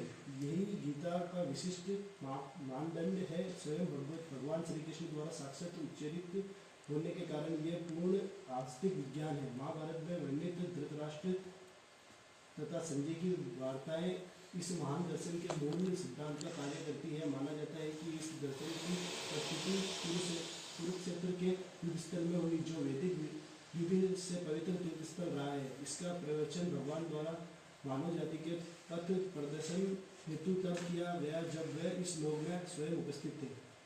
धर्मक्षेत्र शब्द सार्थक है क्योंकि कुरुक्षेत्र के युद्ध स्थल में अर्जुन के पक्ष में श्री भगवान स्वयं उपस्थित थे। कौरवों का पिता धृतराष्ट्र अपने पुत्रों की विजय की संभावना के विषय में अत्यधिक संदिग्ध था। अतः इसी संदेह के कारण उसने अपने सचिव से पूछा, उन्होंने क्या किया। वह आश्वस्त था कि उसके पुत्र तथा उसके छोटे भाई पांडु के पुत्र कुरुक्षेत्र की युद्ध भूमि में निर्णयात्मक संग्राम के लिए एकत्र हुए हैं। फिर भी उसकी जिज्ञासा सार्थक है। वह नहीं चाहता था कि भाइयों में कोई समझौता हो। अतः वह युद्ध भूमि में अपने पुत्र नियति के विषय में आश्वस्त होना चाह रहा था। चूंकि इस युद्ध को कुरुक्षेत्र में लड़ा जाना था, जिनका उल्लेख वेदों में स्वर्ग के निवासियों के लिए तीर्थस्थल के रूप में हुआ है। अतः धृतराष्ट्र अत्यंत भयभीत इस पवित्र युद्ध के परिणाम पर न जाने कैसे प्रभाव पड़े। उसे भली भांति ज्ञात था कि इसका प्रभाव अर्जुन तथा पांडु के अन्य पुत्रों पर अत्यंत अनुकूल पड़ेगा, क्योंकि स्वभाव से वे सभी पुण्यात्मा थे। संजय श्री व्यास का शिष्य था। अतः उनकी कृपा से संजय धृतराष्ट्र के पक्ष में बैठे बैठे कुरुक्षेत्र के युद्धस्थल का दर्शन कर सकता था। इसलिए धृतराष्ट्र ने उससे युद्धस्थल की स्थिति के विषय में पूछा। पांडव तथा धृतराष्ट्र के पुत्र दोनों ही एक वंश से संबंधित है, किंतु यहाँ पर धृतराष्ट्र के वाक्य से उसके मनोभाव प्रकट होते हैं। उसने जानबूझकर अपने पुत्रों को कुरु कहा और पांडु के पुत्रों को वंश के उत्तराधिकारी से विलग कर दिया। इस तरह पांडु के पुत्र अर्थात अपने भतीजे के साथ धृतराष्ट्र की विशिष्ट मन स्थिति समझी जा सकती है। जिस प्रकार धान के खेत से अवांछित पौधों को उखाड़ दिया जाता है, उसी प्रकार इस कथा के आरंभ से ही ऐसी आशा की जाती है कि जहाँ धर्म के पिता श्री कृष्ण उपस्थित हो, वहाँ कुरुक्षेत्र रूपी खेत में दुर्योधन आदि धृतराष्ट्र के पुत्र रूपी अवांछित पौधों को समूह नष्ट करके युधिष्ठिर तथा आदि नितांत धार्मिक पुरुषों की स्थापना की जाएगी। जहाँ धर्म क्षेत्र तथा कुरुक्षेत्र की उनकी ऐतिहासिक तथा वैदिक मान्यता के अतिरिक्त यही सार्थकता है। कई सारे पॉइंट बोले इसमें प्रभुपाद जी ने। पहला तो हमने पढ़ लिया था कि क्या कारण है धृतराष्ट्र के पूछने का, है ना, क्यों डरा हुआ है। इसमें प्रभुपाद जी बहुत महत्वपूर्ण बात बताते हैं कि किसी व्यक्ति को भगवत गीता पढ़ने का अगर सौभाग्य मिल रहा है, और सौभाग्य प्राप्त हो किसके बिना, कोई स्वार्थ से प्रेरित हुए बिना। जैसे कई सारे आजकल लोग हैं, वो कोर्सेज क्यों चलाते हैं, ताकि पैसा कमाया जा सके, किसके नाम पे, भगवत गीता के नाम पे, और उसके लिए फिर अपनी स्वार्थ प्रेरित व्याख्याएं करते हैं। कैसी व्याख्याएं, कि आप आगे बढ़ो, जिंदगी में आग लगा दो, ये कर दो, वो कर दो। क्यों? क्योंकि भगवत गीता जो है क्या, वो हमने नाम तो ले लिया है, लेकिन काम हम हमारा ही सिद्ध करेंगे। कई सारे आचार्य हैं, लेकिन क्या फॉलो करते हैं, अपने मन से ही सारी चीज़ें करते हैं और बोलते हैं क्या, भगवत गीता। जैसे आपने व्हाट्सएप पे भी पढ़ा होगा, आता है ना, अपने प्यार को धोखा देने वाले को नर्क जाना पड़ता है, भगवत गीता। पीछे भगवान का फोटो बना हुआ, आगे ये लिखा होता है कृष्ण कहते हैं। हाँ, कृष्ण कहते हैं। कृष्ण कहते हैं जो देवर अपनी भाभी को गंदी नजर से देखता है उसे भगवत गीता कुछ भी ऐसा बोल करके क्या लगाए थे, हाँ पीछे भगवान की फोटो, अर्जुन की फोटो, बोले भगवत गीता। पूछा जाए क्यों, तो बोले पता नहीं कहाँ लिखा हुआ है, लिखा है बस किसी श्लोक पर। बोले युद्ध भूमि पे अर्जुन को ऐसी बातें क्यों बता रहे भगवान, बोले पता नहीं। तो भगवान प्रभुपाद जी बोलते हैं क्या कि ऐसी बातें भी मिलेगी इस भगवत गीता के अंदर जो अन्यत्र किसी शास्त्र में नहीं मिलेगी, और ऐसी बातें भी व्हाट्सएप पे मिलती हैं जो किसी भगवत गीता में नहीं मिलेगी। तो दोनों बहुत विचित्र बात है। भगवत गीता पढ़ते वक्त आपको ये भी पता चलेगा कि ये तो किसी शास्त्र में नहीं लिखा है, तो भी इसमें लिखा हुआ है ना। जैसे देवी देवताओं के विषय में किसी शास्त्र में वर्णन नहीं है, लेकिन भगवत गीता में वर्णन किया जाएगा। किसकी पूजा श्रेष्ठ है, ये बहुत कॉन्ट्राडिक्शन वाला टॉपिक है कि किसकी पूजा करें, इतने सारे देवी देवता, लेकिन भगवान उसको एड्रेस करेंगे भगवत गीता के अंदर। बहुत सारा घमासान है इसके चक्कर में, क्या कि उसकी पूजा इसकी पूजा ये हो, भगवान खुल के बोलेंगे उस पर, देखना। और भी ऐसे कई सारे टॉपिक हैं, कौन सही है। भगवान इसमें ये बोलेंगे कि ऐसे लोग जो मेरे पास नहीं आते हैं उनको मैं जानबूझ करके नरकों में भेजता हूँ। अब ऐसा कोई सुन ले तो व्यक्ति डर जाएगा, लेकिन ऐसी ऐसी बातें भगवान इसमें बोलने वाले हैं। सारे राज खोल देंगे भगवान की, मैं क्या करता हूँ और क्यों करता हूँ। क्योंकि अब अर्जुन है ना सामने, भक्त है सुनने वाला, तो भगवान पूरा दिल खोल के बोलेंगे। ये उन्होंने बताया कि कौरवों और पांडव, असल में दोनों को कौरव ही बोलते थे। कुरु डायनेस्टी ऐसे पढ़ोगे आप तो उसी के पार्ट थे ये दोनों, है ना, कुरु वंश। धृतराष्ट्र के बच्चे और पांडव के बच्चे। तो धृतराष्ट्र के बच्चे को तो मतलब कुछ अलग नाम नहीं दिया गया, उनको तो कुरु ही बोला गया कौरव वंश के। लेकिन पांडवों के बच्चों को पांडु पुत्र बोल दिया गया, पांडु महाराज के बच्चों को पांडव बोल दिया। कारण क्यों, कि बचपन से धृतराष्ट्र ने उनको अलग कर दिया था कि बोले ये तो कौरव है ही नहीं, ये तो कौन है, अलग लोग है, पांडव लोग है। पांडव वास्तव में कोई नहीं है, वो भी कुरु ही है, लेकिन अलग क्यों कर दिया। जैसे भगवान अर्जुन को एक नाम बोलेंगे बीच में, क्या, कुरु नंदन। कुरु नंदन मतलब कौरव साम्राज्य का पुत्र, उसको बोलेंगे कुरु नंदन। लेकिन अर्जुन कौन है, पांडव है, आप तो बोलोगे। तो यहाँ कौरव जो है उसका मतलब क्या है, कुरु साम्राज्य के वंश, इनको बोलेंगे कौरव। ऐसे ही ये बोल रहे हैं कि आगे ये सब उन्होंने बचपन से ही कर दिया था धृतराष्ट्र ने कि मैं इनको राज्य नहीं दूंगा। कोई बोले धृतराष्ट्र अच्छा आदमी था, उसको देना चाहिए था ये सब, लेकिन अब क्या बोल रहे हैं, ये रियलिटी क्या है, बचपन से उसने इनको अलग कर दिया था कि इनको राज्य नहीं मिलना चाहिए। लेकिन फिर भी भगवान उनके साथ थे, किनके साथ, पांडवों के साथ। ऐसे कई क्षण आए थे जब पांडव बोल रहे थे कि हम तो छोटे से 5 गांव में ही रह लेंगे, आप कम से कम इतना ही दे दो, क्योंकि क्षत्रिय है ना, तो अब भीख मांग के तो रह नहीं सकते, कहीं ये तो राज्य करेंगे कि सरपंच ही बन जाएंगे। लेकिन फिर भी दुर्योधन राजी नहीं हुआ कि 5 गांव भी नहीं दूंगा मैं, तो एक सुई की नोक के बराबर जमीन भी नहीं मिलेगी। क्या हो गया, सबको एक साथ ही प्यास लग रही है, हाँ? गैस बन रही है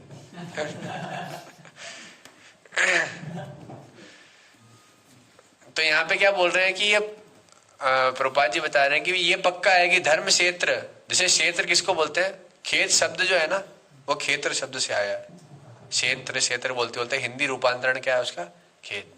तो क्षेत्र में किसकी फसल होती है, जो धान आप उगाते हो। जब धान उगता है तो उसके साथ में क्या आती है, खरपतवार, है ना, एक्स्ट्रा वो जो चीजें अनावश्यक उगती है। तो पहले ही जब धृतराष्ट्र ने बोल दिया कि धर्म क्षेत्र है, तो यहाँ पे खरपतवार कौन है, उसके बेटे हैं, कौन, कौरव, क्योंकि वो अधार्मिक कार्य कर रहे हैं। तो ये प्रभुपाद जी बोल रहे हैं कि अब जब संजय ने धर्म क्षेत्र बोल दिया इसको, तो उसके बेटों को तो निश्चित ही भगवान उखाड़ फेंकेंगे। जब खरपतवार आती है तो क्या करते हैं, उखाड़ के फेंक देते हैं। तो ये पहले ही धृतराष्ट्र जब बोला, तभी प्रभुपाद जी कह रहे हैं कि पहले श्लोक में डिसाइड हो गया था, युद्ध होने के पहले ही, कि ये सब मरने वाले हैं। धृतराष्ट्र को पहले ही ये भय था। अब बोल रहे हैं कि संजय ने कहा, हे राजन, संजय उत्तर दे रहे हैं, पांडव पुत्रों द्वारा सेना की व्यूह रचना देखकर राजा दुर्योधन अपने गुरु के पास गया और उसने ये शब्द कहे। धृतराष्ट्र जन्म से अंधा था, दुर्भाग्यवश वह आध्यात्मिक दृष्टि से भी वंचित था। वह यह भी जानता था कि उसी के समान उसके पुत्र भी धर्म के मामले में अंधे हैं, और उसे विश्वास था कि पांडवों के साथ कभी भी समझौता नहीं कर पाएंगे, क्योंकि 5 पांडव जन्म से ही क्या थे, पवित्र थे। प्रभु जी की अलग गीता चल रही है। आजकल ऐसे बोलते हैं लोग, मेरी गीता, माई गीता, ठीक है, तो पांडु पुत्र, जो पांडव के 5 पुत्र थे, वो जन्म से ही पवित्र हाँ क्या थे? पवित्र उधर देख के बोलो ना। तो फिर भी उसे तीर्थ स्थान के प्रभाव के विषय में कितने लोग पढ़ रहे हैं आप में से? इसलिए संजय युद्ध भूमि की स्थिति के विषय में उसके प्रश्न के मंतव्य को सब नहीं बोल रहे हैं, देखो अभी भी विचलित है। अतः वह निराश को प्रोत्साहित करना चाह रहा था, निराश राजा को प्रोत्साहित करना चाह रहा था। उसने उसे विश्वास दिलाया कि उसके पुत्र पवित्र स्थान के प्रभाव में आकर किसी प्रकार का समझौता करने नहीं जा रहे हैं। बोले चिंता मत करो राजा, आपके पुत्र कभी धार्मिक नहीं बन पाएंगे, वो अधार्मिक ही रहेंगे। उसने राजा को बताया कि उसका पुत्र दुर्योधन पांडवों की सेना को देखकर तुरंत अपने सेनापति, क्या नाम है, को वास्तविक स्थिति से अवगत कराने गया। यद्यपि दुर्योधन को राजा कहकर संबोधित किया गया है। किसने राजा कहा दुर्योधन को? संजय ने। किसने? संजय ने पहले ही कैसे बोल दिया? अभी तो धृतराष्ट्र राजा है, उसको ही बोल रहा है कि राजा वहां गए। कारण क्या? इसी तात्पर्य में भी बताया ना प्रभुपाद जी ने, क्या उसको प्रोत्साहित करना चाह रहा है कि आप चिंता मत करो, आपका बेटा ही राजा बनेगा। राजा दुर्योधन जी जा रहे हैं अभी पूछने के लिए। यद्यपि दुर्योधन को राजा कहकर संबोधित किया गया है, तो भी स्थिति की गंभीरता के कारण उसे सेनापति के पास जाना पड़ा। तो अब वो क्या व्यंग्य मार रहे हैं संजय, क्योंकि राजा जी बहुत महान है, दुर्योधन ही राजा बनेंगे। लेकिन अभी वो तुरंत किसके पास गए? सेनापति के पास, वो भी अभी भयभीत है। यानी क्या बता रहे हैं कि है तो आपका बेटा राजा, आप जो सोच रहे हो बनेगा, बिल्कुल बनेगा, लेकिन अभी बेचारा डर गया है। तो व्यंग्य मार के कह रहे हैं कि आपका बेटा देखो, आप राजा तो बनाने जा रहे हो, लेकिन सेना की रचना करने के लिए भी उसको किसकी आवश्यकता है? सेनापति द्रोणाचार्य की आवश्यकता है। अतः दुर्योधन राजनीति के बनने के लिए सर्वथा उपयुक्त था। दुर्योधन अच्छा कौन था? पॉलिटिशियन था, है ना, राजनीतिज्ञ था, वो अच्छी चालें चल सकता था, लेकिन राजा बनने लायक। अब पॉलिटिशियन और राजा में फर्क होता है ना। पॉलिटिशियन आजकल हम सारे जो देखते हैं कौन है? पॉलिटिशियन। क्या पॉलिटिक्स लगाते हैं? कैसे जनता को पागल बना करके हम वोट ले लें और कुर्सी हमारे। राजा क्या करता है? कैसे जनता का भला हो, कैसे उनकी आध्यात्मिक उन्नति हो, भौतिक रूप से सशक्त रहें, वो सारी चीजें देखता है कौन? राजा। इसलिए राम जी के राज्य में क्या है, हम सुनते हैं कि कोई दुखी नहीं था, क्योंकि राम जी का लक्ष्य क्या था? जनता सुख से रहे। लेकिन आज पॉलिटिशियन का लक्ष्य क्या है? मेरी जेब भरी रहे।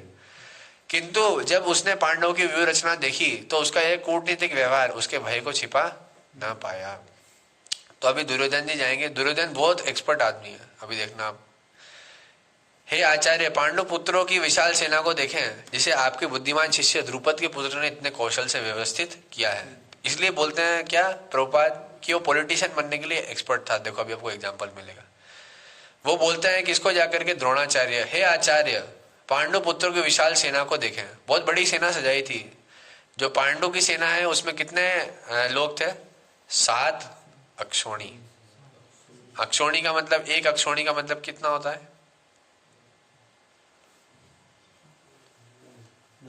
आपके पास नेट है ना? सर्च करो फटाफट से। सर पता नहीं, एक अक्षोणी।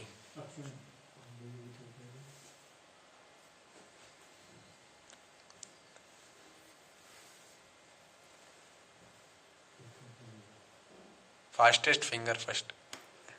एक अक्षोणी का मतलब प्राचीन भारत में सेना की एक विशाल इकाई है, जिसे रथों के समूह से। अरे नंबर बोलो यार आप। ऐसा 21,870 रथ, हाथी। इसमें 4 चीजें होती हैं। 1,09,350 तो पैदल सैनिक, हाँ, 21,870 हाथी हो गए, 65,610 घुड़सवार हो गए। इसमें 4 होते हैं। कौन? रथातिक, पदातिक, हाथी सवार, घुड़सवार। ये 4 प्रकार के लोग होते हैं किसमें? अक्षोणी के अंदर। तो ये ऐसी कितनी अक्षोणी? 7 अक्षोणी सेना थी पांडवों की, और 11 अक्षोणी सेना थी कौरवों की। उनके पास 11 अक्षोणी सेना थी। अरे अक्षोणी का मतलब गिनती का ये तरीका है, नाम नहीं है सेना का। अक्षोणी में गिनती का तरीका है ना, ऐसा थोड़ी कि वो सेना में होता है। अब नारायण, हाँ, एक इकाई है गिनने की। बुद्धि बहुत जड़ है यार वास्तव में। आजकल लोग समझ में ही नहीं आता है। तो एक अक्षौणी का मतलब गिनने की इकाई है। अब नारायणी में हो सकता है 5 अक्षौणी सेना हो, तो ऐसे भगवान जब जरासंध से लड़ने गए थे तो जरासंध की 21 अक्षौणी सेना थी अकेले की, उसको अकेले बलराम जी निपटा के आ जाते थे, है ना। लेकिन इसलिए बलराम जी युद्ध होते क्या बोले, मैं नहीं करूंगा, ये तो 1 मिनट में खत्म हो जाएगा, फिर मजा नहीं आएगा ना। तो पहले ही तीर्थ पे निकल गए। वो तीर्थ पे निकले क्या कि पूरे अब मैं तीर्थ यात्रा करूंगा, शांति से चलूंगा, भागवत कथा सुनूंगा। तीर्थ पे निकलते ही गए वो, सबसे पहली भागवत क्लास हो रही थी, उन्होंने बेस का लोकेशन लिया और सीधा वहां आए। जैसे ही वो अंदर घुसे तो गेट पे आते ही उन्होंने देखा कि जो भागवत क्लास दे रहा है उसने उसको प्रणाम नहीं किया, तुरंत घास का तिनका उठा के सिर उड़ा दिया उसका। बोले आप तो तीर्थ यात्रा पे निकले थे, मारोगे नहीं। बोले इसमें बुद्धि नहीं है, कैसे भागवत क्लास देते हैं। तो सीधा पहले निकलते ही फर्स्ट मार दिया उसको। उनका बेटा पैदा हुआ फिर सूत गोस्वामी, उन्होंने श्रीमद् भागवत ग्रंथ लिखा बलराम जी की कृपा से, भी पापा को तो आउट कर दिया। तो बलराम जी क्या है, बहुत फ्यूरियस आदमी है, वो भगवान की सेवा के लिए किसी को भी उड़ा सकते हैं, है ना। कुछ भी करना हो हर तरीके से सेवा करते हैं भगवान की। वास्तव में जो गुरु होते हैं वो बलराम जी के प्रतिनिधि होते हैं। जो गुरु होते हैं वो क्या करते हैं, भगवान की सेवा के लिए शिष्य को सिखाते हैं, ऐसे करो ऐसे करो ऐसे करो, डांट पीट लगाते हैं, प्रेम भी देते हैं, सब करते हैं। कारण क्या है कि भगवान की सेवा अच्छे से होनी चाहिए। उनका बहुत विशेष प्रेम है किससे, भगवान से। जितने भी आप चीजें देख रहे हो यहाँ पे, वो सब बलराम जी के विस्तार माने जाते हैं। भले ये गलीचा हो, भले ये लैपटॉप हो, भले ये घंटी हो, ये सब बलराम जी। जब मंदिर की स्थापना होती है तो स्थापना के अंदर भूमि पूजन में क्या रखा जाता है, शेष नाग, अनंत शेष, जिसपे भगवान शयन करते हैं। वो कौन है, बलराम जी हैं। जो भूमि पूजन में रखा जाता है अनंत शेष, जिसके ऊपर पूरा मंदिर टिकता है। तो हर चीज बलराम जी, जितनी भी भगवान की सेवा में वस्तुएं यूज हो रही हैं वो सब बलराम जी का विस्तार है। खैर, तो बलराम जी को बहुत प्रिय था दुर्योधन, उनका शिष्य था दुर्योधन। पता है आपको ये बात, बलराम जी से ही उसने गदा चलाना सीखा था और बहुत एक्सपर्ट था वो गदा चलाने में। और इधर से भीम एक्सपर्ट था, इसलिए दोनों एंड में गदा युद्ध करते हैं। भीम उसको गदा युद्ध में नहीं हरा पाता है, तो भगवान जाकर के बोलते हैं ऐसे, है ना, तो उसको समझाते हैं कि इसकी जांग तोड़ दो। तो पांडु पुत्रों के बलराम जी को देख करके बहुत परेशान हो जाते हैं, बोले यार तू क्यों काम खराब कर रहा है। वो उस युद्ध को देखने के लिए एंड में आते हैं वापस तीर्थ यात्रा से लौट के, कि मेरा शिष्य लड़ रहा है। तो बलराम जी देख लेते हैं कि जो कन्नू है वो चीटिंग कर रहा है, वैसे करके बता रहा है कि ऐसे मत मारो, ये मत करो, वो करो। बोले वो पकड़ लेते हैं कि इसने घपला कर दिया है। लेकिन अब क्या करें, छोटा भाई वो डांटने जाते हैं तो वो बहुत प्रेम से बोलते हैं, भगवान तो मान जाते हैं, बोले आप क्या करें। लेकिन वो बोलते हैं ठीक है दुर्योधन फिर भी मेरी पार्टी का आदमी है, बलराम जी बोलते हैं। तो बलराम जी का ये विशेष गुण है क्या, ज्यादा पतित पे ज्यादा दया करते हैं, जो ज्यादा खराब है उस पे ज्यादा दया करते हैं। हम तो भगवान क्या है एकदम टिप टॉप डिवोटी होना चाहिए तो फिर अपनी पार्टी में देते हैं। लेकिन बलराम जी कैसे, वो जितना घटिया है उतना उस पर प्रेम दिखाते हैं। बोले बात रुक जा, तेरा काम मैं करता हूँ, तेरा भगवान जी कर पाएंगे। क्योंकि भगवान को तो सॉफ्ट प्योर आदमी चाहिए, अर्जुन जैसा। लेकिन दुर्योधन का काम कौन संभालता है, बलराम जी। तो एक तरीके से दुर्योधन पे विशेष कृपा है, किसकी, भगवान की, क्योंकि बलराम जी ने अंडर में ले रखा है। भगवान भले ही छोड़ दें लेकिन गुरु वापस लेके चले जाते हैं, अरे ये ले लो यार, कोई बात नहीं, गलती हो गई। लेकिन व्यक्ति खुद के दम पे भगवान के पास जाता है तो क्या होता है, भगवान बोलते हैं कौन है तू, वो आर यू। आपकी सेवा क्या भगवान को चाहिए, भगवान तो अनंत सेवा के भगवान के पास, हम क्या है। लेकिन गुरु जानते हैं क्या, किसको सेवा में कैसे लगाना है। इसलिए गुरु का आध्यात्मिक जीवन में बहुत बड़ा महत्व है। हम उनके माध्यम से जाते हैं किनके पास, भगवान के पास। ऐसे बताते हैं कि जो चश्मा होता है, कोई अंधा व्यक्ति है लेकिन वो भी दर्शन कर सकता है भगवान का जब उसको सही लेंस का चश्मा पहनाया जाए। तो जो चश्मे का काम है, जो लेंस का, वो करते हैं गुरु, उसको भगवान का दर्शन कराते हैं। आपके और भगवान के बीच में दो चीज है, एक आपकी माया जो आपने फैला रखी चारों ओर, दूसरी भगवान की माया जो आपको दर्शन नहीं करने देती। यानी भगवान का पट खोलने के लिए क्या चाहिए, दर्शन करने के लिए एक तो आप अपनी आंखें खोल के रखो, दूसरा ये पट भी खोले होने चाहिए।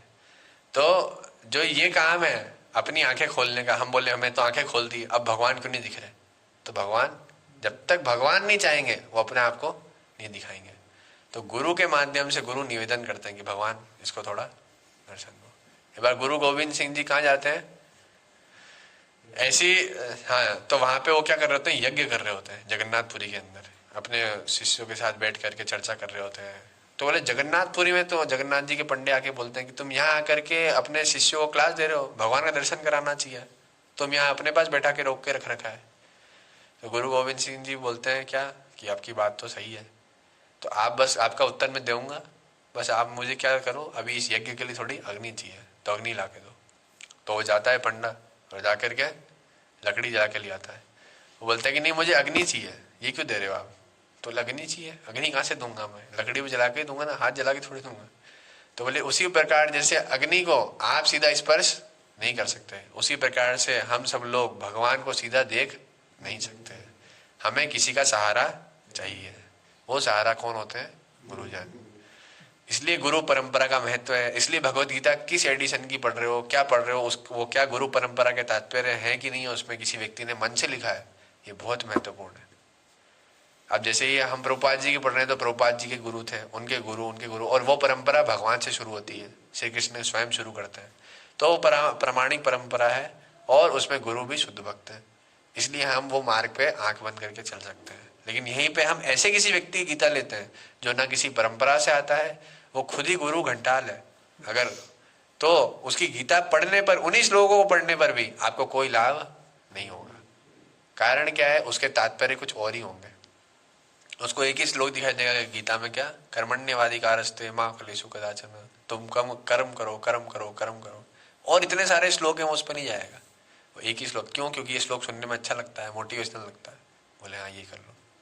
लेकिन गीता के जैसे अब आंतरिक तात्पर्य, ये तीसरा श्लोक है गीता का, लेकिन उसमें क्या महत्व है, क्या बता रहे हैं, वो सारी चीजें नहीं बता पाएगा।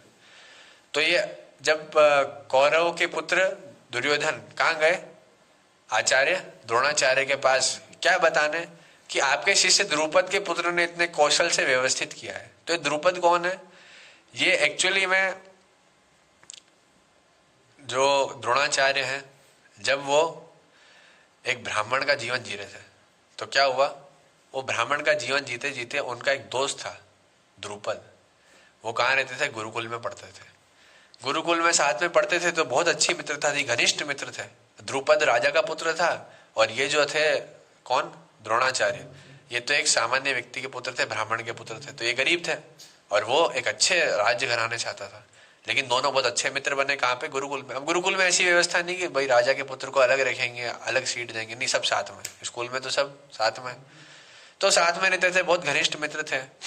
तो बोलते हैं कि द्रोणाचार्य तुम, अंत में जब जाते हैं तो बोलते हैं द्रोणाचार्य तुम मेरे बहुत प्रिय मित्र हो, जब मैं राजा बनूंगा तो आधा राज्य तुमको दे दूंगा, ऐसा बोल के वो चले जाते हैं। वो बड़े होते हैं द्रोणाचार्य, ब्राह्मण का कार्य करते हैं, धीरे धीरे लोगों की वृत्ति खराब होती है, उनके दान धर्म कम करते हैं, तो द्रोणाचार्य बेचारे बहुत गरीबी से रहते हैं। द्रोणाचार्य का पुत्र होता है अश्वत्थामा।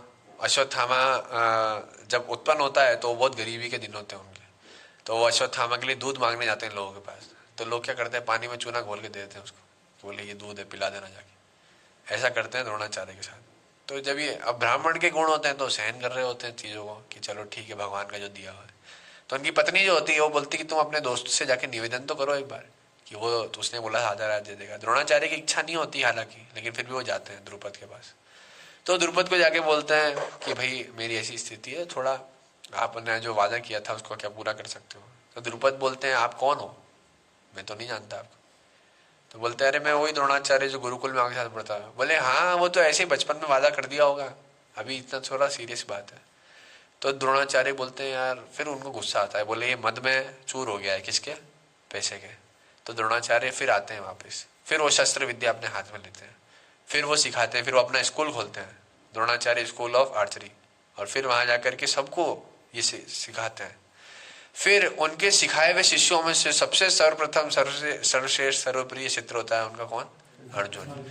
फिर वो अर्जुन गुरु दक्षिणा मांगता है उनसे, सॉरी द्रोणाचार्य अर्जुन से गुरु दक्षिणा मांगते हैं। तो वो बोलते हैं अर्जुन को क्या, तुम जाओ और द्रुपद को बंदी बना के मेरे पास लेके आओ। फिर अर्जुन जाता है अकेला और द्रुपद को उसकी सेना समेत सेना को वहीं ध्वस्त करके द्रुपद को बीच में से उठा करके वहां से लेके आता है, द्रोणाचार्य के कदमों में पटक देता है, बोले ये लो आपकी। तो द्रुपद को बहुत क्रोध आता है। तो फिर द्रोणाचार्य उससे पूछते हैं अभी कहीं भी हो, है ना आपकी, अब आपका घमंड कहाँ गया? तो बोलते हैं, वो द्रोणाचार्य बोलते हैं इसलिए। तो द्रुपद जब ये सारी घटना उनके साथ होती है तो वो बहुत क्रोध में आ जाते हैं कि बोलते हैं अब मैं इससे बदला लूंगा।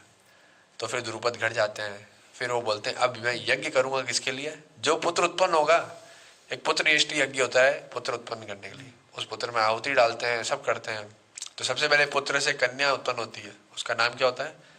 द्रौपदी, द्रुपद की पुत्री द्रौपदी। और दूसरा फिर पुत्र उत्पन्न होता है, उसका नाम क्या होता है? धृष्टद्युम्न। वो धृष्टद्युम्न पुत्र उत्पन्न हुआ इसलिए था किसके लिए? द्रोणाचार्य को मारने के लिए। जब वो पुत्र बड़ा होता है तो द्रुपद बोलते हैं कि तुमको पूरी सैन्य निरीक्षण सब सीखना है, सेनापति बनना है तुमको, द्रोणाचार्य को मारना है तो उन्हीं के टक्कर का बनना पड़ेगा। तो बोले कहाँ से सीखो? तो बोले जाओ द्रोणाचार्य से शिक्षा ग्रहण करो। सबसे हाईएस्ट नंबर 1 के स्कॉलर वही होते हैं उस समय। तो द्रोणाचार्य के पास जाते हैं। द्रोणाचार्य को पता होता है क्या, ये मुझे मारेगा आगे चल के, लेकिन फिर भी वो उसको शिक्षा देते हैं क्योंकि उनके लिए वो क्या है? शिष्य है। ये देखो असली गुण है ब्राह्मण और क्षत्रिय। वो अपने मृत्यु से कभी भय नहीं होगा क्षत्रिय को। आपको लगता है कि आप क्षत्रिय हो तो चेक करो कि आपको मृत्यु से भय है क्या, एक बार छत से कूद के देखो। अगर आपको बहुत हाथ पैर कांप रहे हैं, भय लग रहा है कूदने की बात सुन गई, तो आप क्षत्रिय नहीं हो। क्षत्रिय को मजा किस में आएगा? मार देने में और मार खाने में। उसको युद्ध भूमि में मजा आएगा, उसको घर में बैठने में मजा, उसके हाथ में खुजली मचेगी क्या कि मैं युद्ध करूंगा या करके। उसको मृत्यु का भय होगा ही नहीं। आपको किसी दोस्त कोई बोल रहा है बहुत कि मैं क्षत्रिय हूँ, तो उसको ले जाओ गाड़ी पे बिठा करके, या फिर हमारे पास ले आओ, फिर मैं कार चलाऊंगा। तो उसको पता चल जाएगा कि वो क्षत्रिय है कि नहीं है। उसको भय होता ही नहीं है मृत्यु का। आप क्षत्रिय को ऐसे पहचान सकते हो, वो कट टू कट लड़ने को तैयार होता है। क्षत्रिय के नाम पे आज सब नपुंसक है। सब पैसे के लिए क्या करते हैं? जा करके आर्मी ज्वाइन करते हैं कि हम पैसे कमाएंगे, इसलिए हम आर्मी ज्वाइन कर रहे हैं। असली क्षत्रिय क्या होगा? उसको मृत्यु का भय नहीं होगा, पहली बात तो ये। उसके बाद फिर दूसरी सॉरी क्वालिटी है। तो ऐसे ही द्रोणाचार्य को कोई भय नहीं था मृत्यु का। जब अंत में भी वो शरीर त्यागेंगे तो उनको कोई मृत्यु नहीं है। हमारे पास कोई कटार निकल जाए तो हम डर जाए, उनका तो सिर काटा जाएगा उनको पता था, तो भी वो ध्यान की मुद्रा में बैठे थे। द्रोणाचार्य सच में निर्भय थे मृत्यु से। तो जब धृष्टद्युम्न जाता है तो पूरा उसको आर्चरी सिखाते हैं और सारी चीजें बताते हैं कि ऐसा ऐसा होगा, ये होगा। पूरा सैन्य निरीक्षण किसने सिखाया? द्रोणाचार्य ने। और अब वो द्रुपद किसकी आर्मी ज्वाइन करता है? अर्जुन की। क्यों? क्योंकि वो पांडव है और उसको किसको मारना है? हालांकि धृष्टद्युम्न के पापा को अर्जुन ने ही बंदी बनाया, फिर अर्जुन ने उन्हीं की बेटी से शादी करी और उन्हीं का बेटा बनकर सेनापति है।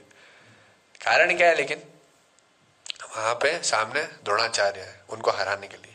तो देखो अर्जुन क्या, यहाँ पे दुर्योधन ने क्या बोला है? इसके अंदर द्रुपद पुत्र लिखा है अनुवाद के अंदर, लेकिन उसने शब्द क्या, द्रुपद पुत्रेण व्यूढ़ा द्रुपद पुत्रेण। वो धृष्टद्युम्न भी बोल सकता था, लेकिन वो क्या बोल रहा है? द्रुपद पुत्रेण। तो देखो द्रुपद के पुत्र ने कैसी सेना जमाई है। इसको आपने भर्ती किया था ना, बहुत ब्राह्मणता दिखा रहे थे आप। अब देखो ये इसने ऐसी सेना जमा दी है ताकि द्रोणाचार्य एग्रेसिव बने। तो बहुत बड़ा पॉलिटिशियन है कौन? दुर्योधन। कैसे बोलना है, क्या बोलना है, उसको सारी चीजें पता है। अब देखो एक एक चीज वो कैसे बोल रहा है, उसके लिए मेरे को इतनी बड़ी कहानी सुनानी पड़ती, क्योंकि हमने कभी पता ही नहीं कुछ इतना। तो अब 8 श्लोक कवर करना तो बहुत मुश्किल है। इसका तात्पर्य पढ़ के हम इसको यही विराम देंगे, फिर नेक्स्ट टाइम हम आगे के श्लोक पढ़ेंगे। परम राजनीतिज्ञ दुर्योधन महान ब्राह्मण सेनापति द्रोणाचार्य के दोषों को इंगित करना चाहता था अर्जुन की। अब ये सही व्यवहार नहीं है, वो शिष्य है किसका? द्रोणाचार्य का, लेकिन वो अपने गुरु में दोष दिखा रहा है। बहुत गलत व्यवहार है, मतलब एक तरीके से गुरु का अपमान कर रहा है वो। किसके लिए? ताकि हमारे गुरु जी थोड़े गुस्सा हो जाए। वो क्या सोचता है कि जैसे मैं मेरे शत्रु का नाम सुन के गुस्सा हो जाता हूँ, ऐसे मेरे गुरु जी भी हो जाएंगे। लेकिन उसके गुरु ऐसे सामान्य व्यक्ति नहीं है। द्रोणाचार्य की महिमा आगे आपको पता चलेगी। अर्जुन की पत्नी द्रौपदी के पिता राजा द्रुपद के साथ द्रोणाचार्य का कुछ राजनीतिक झगड़ा था, वो बता दिया मैंने आपको। इस झगड़े के फलस्वरूप द्रुपद ने एक महान यज्ञ संपन्न किया, जिससे उसे एक ऐसा पुत्र प्राप्त होने का वरदान मिला जो द्रोणाचार्य का वध कर सके। द्रोणाचार्य इसे भली भांति जानता था किंतु जब द्रुपद का पुत्र धृष्टद्युम्न युद्ध शिक्षा के लिए उसको सौंपा गया, द्रोणाचार्य को उसे अपने सारे सैनिक रहस्य प्रदान करने में कोई झिझक, इधर देखो, इधर मेरे को मत देखो, उधर कोई झिझक। अब धृष्टद्युम्न ने कुरुक्षेत्र की युद्ध भूमि में पांडवों का पक्ष क्या लिखा है, हाँ, और उसने द्रोणाचार्य से जो उसी के आधार पर उसने यह व्यूह रचना की थी। दुर्योधन ने द्रोणाचार्य की इस दुर्बलता की ओर इंगित किया जिससे वह युद्ध में सजग रहे और समझौता, इसके द्वारा वह द्रोणाचार्य को यह भी बताना चाह रहा था कि कहीं वह अपने प्रिय शिष्य पांडवों के प्रति युद्ध में उदारता ना दिखाए। जैसे आपने उदारता दिखाई थी किसके प्रति, द्रुपद के पुत्र के प्रति, अब पांडवों के प्रति उदारता मत दिखाना, नहीं तो भारी पड़ जाएगी। विशेष रूप से अर्जुन उसका अत्यंत प्रिय एवं तेजस्वी शिष्य था। किसका, हाँ। दुर्योधन ने यह भी चेतावनी दी थी कि युद्ध में इस प्रकार की उदारता से हार हो सकती है। तो हर एक स्टेटमेंट सोच समझ के बोल रहे हो। अब आगे वाले श्लोक में फिर और बहुत सारी कहानी है, तो उसको हम आगे चर्चा करेंगे, है ना। पूरी युद्ध होगा, फिर सब बताएंगे। तो आगे जो शुरू के 20 लाइन गीता जब आप पढ़ोगे तो आपको आधी महाभारत ऐसी क्लियर हो जाएगी। फिर गीता क्यों बोली जा रही है वो समझ में आएगा आगे। ये गीता, भगवत गीता जो है उससे पहले की जो सारी कहानी है वो आपको बता देंगे इसके अंदर।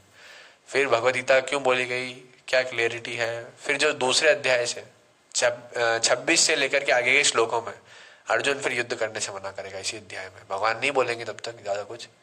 फिर जब अर्जुन दूसरे अध्याय में जाके भगवान का शिष्य बन जाएगा तब भगवान बोलना शुरू करेंगे। ठीक है, किसी कोई प्रश्न हो तो पूछ सकते हैं, एकदम इसको यही विराम देते हैं।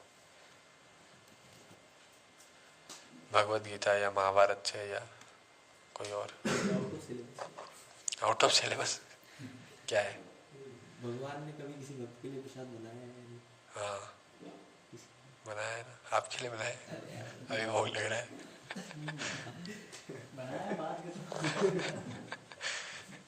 और कोई प्रश्न? मतलब वो 5 पांडवों के ना वो भगवान केवल ना पितामह भीष्म और वो महाराज विदुर, वो जानते हैं कि मतलब भगवान कृष्ण कौन है। हाँ तो द्रोणाचार्य भी वो जानते थे, वो जानते थे।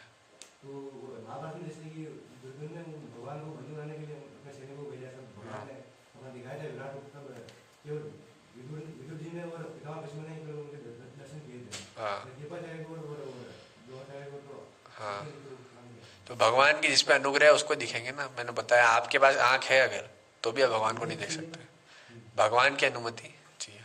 तो भगवान के ज्यादा बड़े भक्त भीष्म है, लेकिन द्रोणाचार्य कम नहीं है ऐसे कि भाई वो उनसे है। भीष्म तो बहुत ऊंचे भक्त है, उनको तो सब दिखाई देता है, सब वो तो उनके लिए ही लड़ रहे थे। क्योंकि भगवान जब लड़े तो भगवान द्रोणाचार्य से नहीं लड़े, भगवान चाहते तो उनसे भी लड़ लेते। भीष्म से जाके भगवान लड़े क्योंकि वो उनसे लड़ने ही आए थे। भगवान भीष्म से लड़ने आए थे, उसके लिए सारी प्रतिज्ञा तोड़ तोड़ा करके। तो भीष्म अलग कैटेगरी के भक्त हैं। उन्होंने, भीष्म के एक्चुअली ब्रह्मचारी है ना, द्रोणाचार्य ग्रस्त है। तो उन्होंने अपना पूरा जीवन किसके लिए रखा, भगवान के लिए। बोलते हैं एंड में इति मति रूप कल्पित वितिष्ण, मेरी मति जो है भगवान आज तक पूरी नवयुवक कुमारी की तरह है, मैंने किसी को नहीं दी, ये मैं अब आपको देता हूँ मृत्यु के समय। तो भीष्म बहुत ऊंचे भक्त है और उनका जीवन हमारे जैसा नहीं 60 साल का। वो पांडव धृतराष्ट्र ये सब उनके सामने पैदा हुए हैं। उसे वो कब के, वो गंगा मैया के पुत्र हैं, वो जो स्वर्ग से पढ़ाई करके आए। स्वर्ग में यहाँ तो कोई लड़की नहीं है देखने लायक, स्वर्ग में आप देखोगे अप्सरा तो वहीं बेहोश हो जाओगे।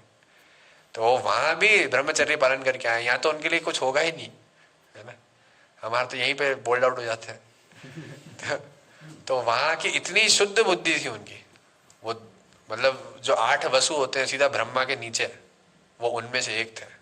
ब्रह्मा से जस्ट नीचे की पोस्ट को बोलते हैं वसु, उसमें से एक थे। कौन? ये भीष्म पितामह। और ये तो सब उनकी वो साथ में वो भक्त बहुत बड़े थे भगवान के, है ना। वो ब्रह्मचर्य इतना पालन कैसे कर पाए वो, क्योंकि वो भक्त थे। बाकी विश्वामित्र मुनि ने भी करी तपस्या तो, लेकिन बार बार उनकी तपस्या भंग हो गई, वो भी कम नहीं थे। अंत में जब राम आ गए उनके जीवन में तब फिर वो उन्होंने भगवान को प्राप्त किया, उनका आकर्षण हो गया। जब ब्रह्मचर्य का पालन तभी किया जा सकता है जब भगवान से आकर्षण हो, नहीं तो नहीं करूंगा नहीं करूंगा नहीं करूंगा करने से कुछ नहीं होगा। सुख तो चाहिए ही ना, कहीं मिलेगा तो लेगा ही व्यक्ति। तो भीष्म पितामह का अलग संबंध है, द्रोणाचार्य का अलग संबंध है भगवान से। ज्यादा क्लोज संबंध भीष्म पितामह का और विदुर का भी है। विदुर जो होता है, उनकी पत्नी जो है, एक बार जब भगवान जाते हैं कहाँ पे, ये विराट रूप दिखाने के लिए, है ना, तब वो वहां से निकलते हैं, मतलब जब शांति प्रस्ताव लेके जाते हैं तभी विराट रूप दिखाते हैं। तब वो देखते हैं क्या कि जो दुर्योधन होता है वो बोलता है कि भगवान आ जाओ लंच कर लेते हैं साथ में। तो भगवान की इच्छा नहीं होती, बोले नहीं मेरा पेट भरा हुआ है, उसको मना कर देते हैं। क्यों? क्योंकि दुर्योधन के साथ वो खाना नहीं खाना चाहते। वो जाते हैं कहाँ पे, विदुर जो है वो दासी पुत्र होता है धृतराष्ट्र का भाई है वो, लेकिन कि दासी से उत्पन्न होता है शांतनु महाराज के द्वारा। तो वो जाता है कहाँ, विदुर जी के पास। हाँ विदुर के पास जाते हैं, विदुर के घर में जाते हैं। विदुर तो कहाँ है अभी, सभा में, ये जाएगा पीछे से, भगवान पहले ही निकल जाते हैं और बोलते हैं मेरे को बहुत तेज भूख लग रही है। वहां पे तो क्या बोल के आए कि भूख नहीं है, मैं खा लिया। वहां जाते हैं उनके घर पे, तो विदुरानी यानी उनकी पत्नी आती है ना, तो वो पत्नी नारी होती है, जैसे सुनते भगवान आए सब छोड़ छुड़ा के भूल जाती है, वो आ जाती है, हाँ भगवान क्या चाहिए, वो भक्त होती है। भगवान बोलते हैं वो बहुत तेज भूख लग रही है चाची, क्या है खाने को तो दे दो। तो लेके आती है अंदर से क्या, केले लेके आती है, और इतने प्रेम में वो विवल होती है कि वो अपने बेटे को बेटे जैसे मानती है भगवान को। तो जब बहुत ज्यादा वात्सल्य होता है माँ के प्रति, तो उनके स्तनों से दूध निकलता है, तो वो लेके आती है केले खिलाने के लिए भगवान को। इतने बड़े एज में भगवान, लेकिन फिर भी बच्चे कैसे उनको ऐसे छिलके उतार के और छिलके खिलाती है, केले फेंक देती है, उसको पता ही नहीं चलता है क्या करना है। इतने प्रेम में होती है कि वो केले फेंक रही होती है, छिलके खिला रही है, और भगवान भी खा रहे होते हैं क्या, छिलके। जब विदुर आते हैं तो देखते हैं ये क्या चल रहा है, इसके वस्त्र इधर हो रखे हैं, ये छिलके खिला रही है और भगवान केले इधर पड़े हुए हैं। तो अरे भाई साहब दिमाग खराब हो गया क्या। फिर वो उठा के लेके जाते हैं और उसको सही से घर के लेके आते हैं, फिर भगवान के लिए भोग बनवाते हैं, फिर उनको भगवान के साथ में बिठाए खिलाते हैं। तो हाँ तो देखो ये भगवान के साथ थे वहां पे। तो वहां पे सारी चीजें, कारण क्या होता है, प्रेम। विदुर का और विदुर के घर का, वो दासी पुत्र है लेकिन प्रेम इतना है भगवान का कि उनके घुस के खाते हैं। धृतराष्ट्र का राजभोग भी छोड़ के आ जाते हैं, बोले इनकी केले की छिलके ज्यादा पावरफुल है किससे, तुम्हारे राजभोग से। महाजन है तो 11।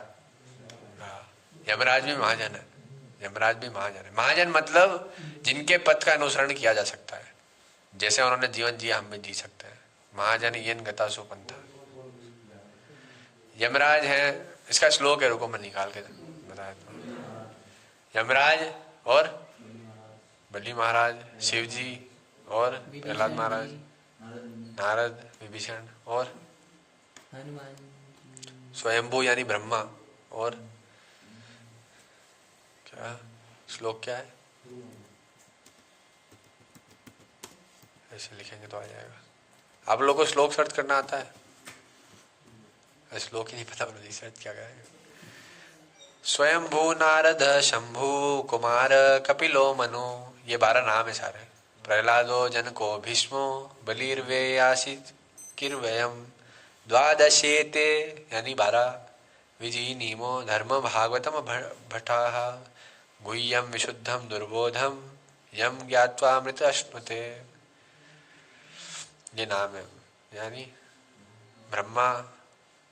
देखो क्या लिखा है यहाँ पे, ये क्या लिखा है आगे, भगवान नारद, नारद के आगे भगवान क्यों लिखा हुआ है? भगवान के अवतार। लॉर्ड शिव, द 4 कुमार, कपिल भगवान, स्वयंभू मनु। स्वयंभू मनु कौन है नहीं पता। इक्ष्वाकु वंश जो राम जी का वंश है वो स्वयंभू मनु से शुरू होता है। मनु, हम सब मनु के पुत्र, इसलिए हमारा नाम क्या है, मनुष्य, है ना। प्रहलाद महाराज हमारे परदादा परम दादा हैं, ये मनु जी, है ना। वैसे तो ब्रह्मा जी हैं लेकिन हम मनु के वंश में आते हैं। प्रहलाद महाराज, जनक महाराज और पितामह भीष्म, बलि महाराज। ये बलि कौन से है? ये बाली नहीं है, बलि है ना, अलग है। Sukhdev Goswami and my self. ये श्लोक कौन बोल रहे हैं बताए? यमराज लोग बोल रहे हैं, किसको बोल रहे हैं? अपने दूर को। यमदूतों को बता रहे हैं कि कौन है 12 महाजन। ठीक है। जगत गुरु श्रील प्रभुपाद की जय। श्रीमद् भगवत गीता अध्ययन की, श्री ग्रंथराज श्रीमद् भगवत गीता की आप सबकी, श्री जगन्नाथ बलदेव सुभद्रा सुदर्शन की, गौर निताई की, महाप्रसाद की, निताई गौर हरि प्रेमानंदे। जय।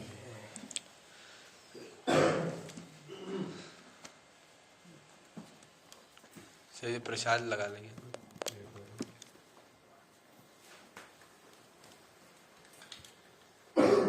ये कीर्तन नहीं होगा? क्या कीर्तन कीर्तन हो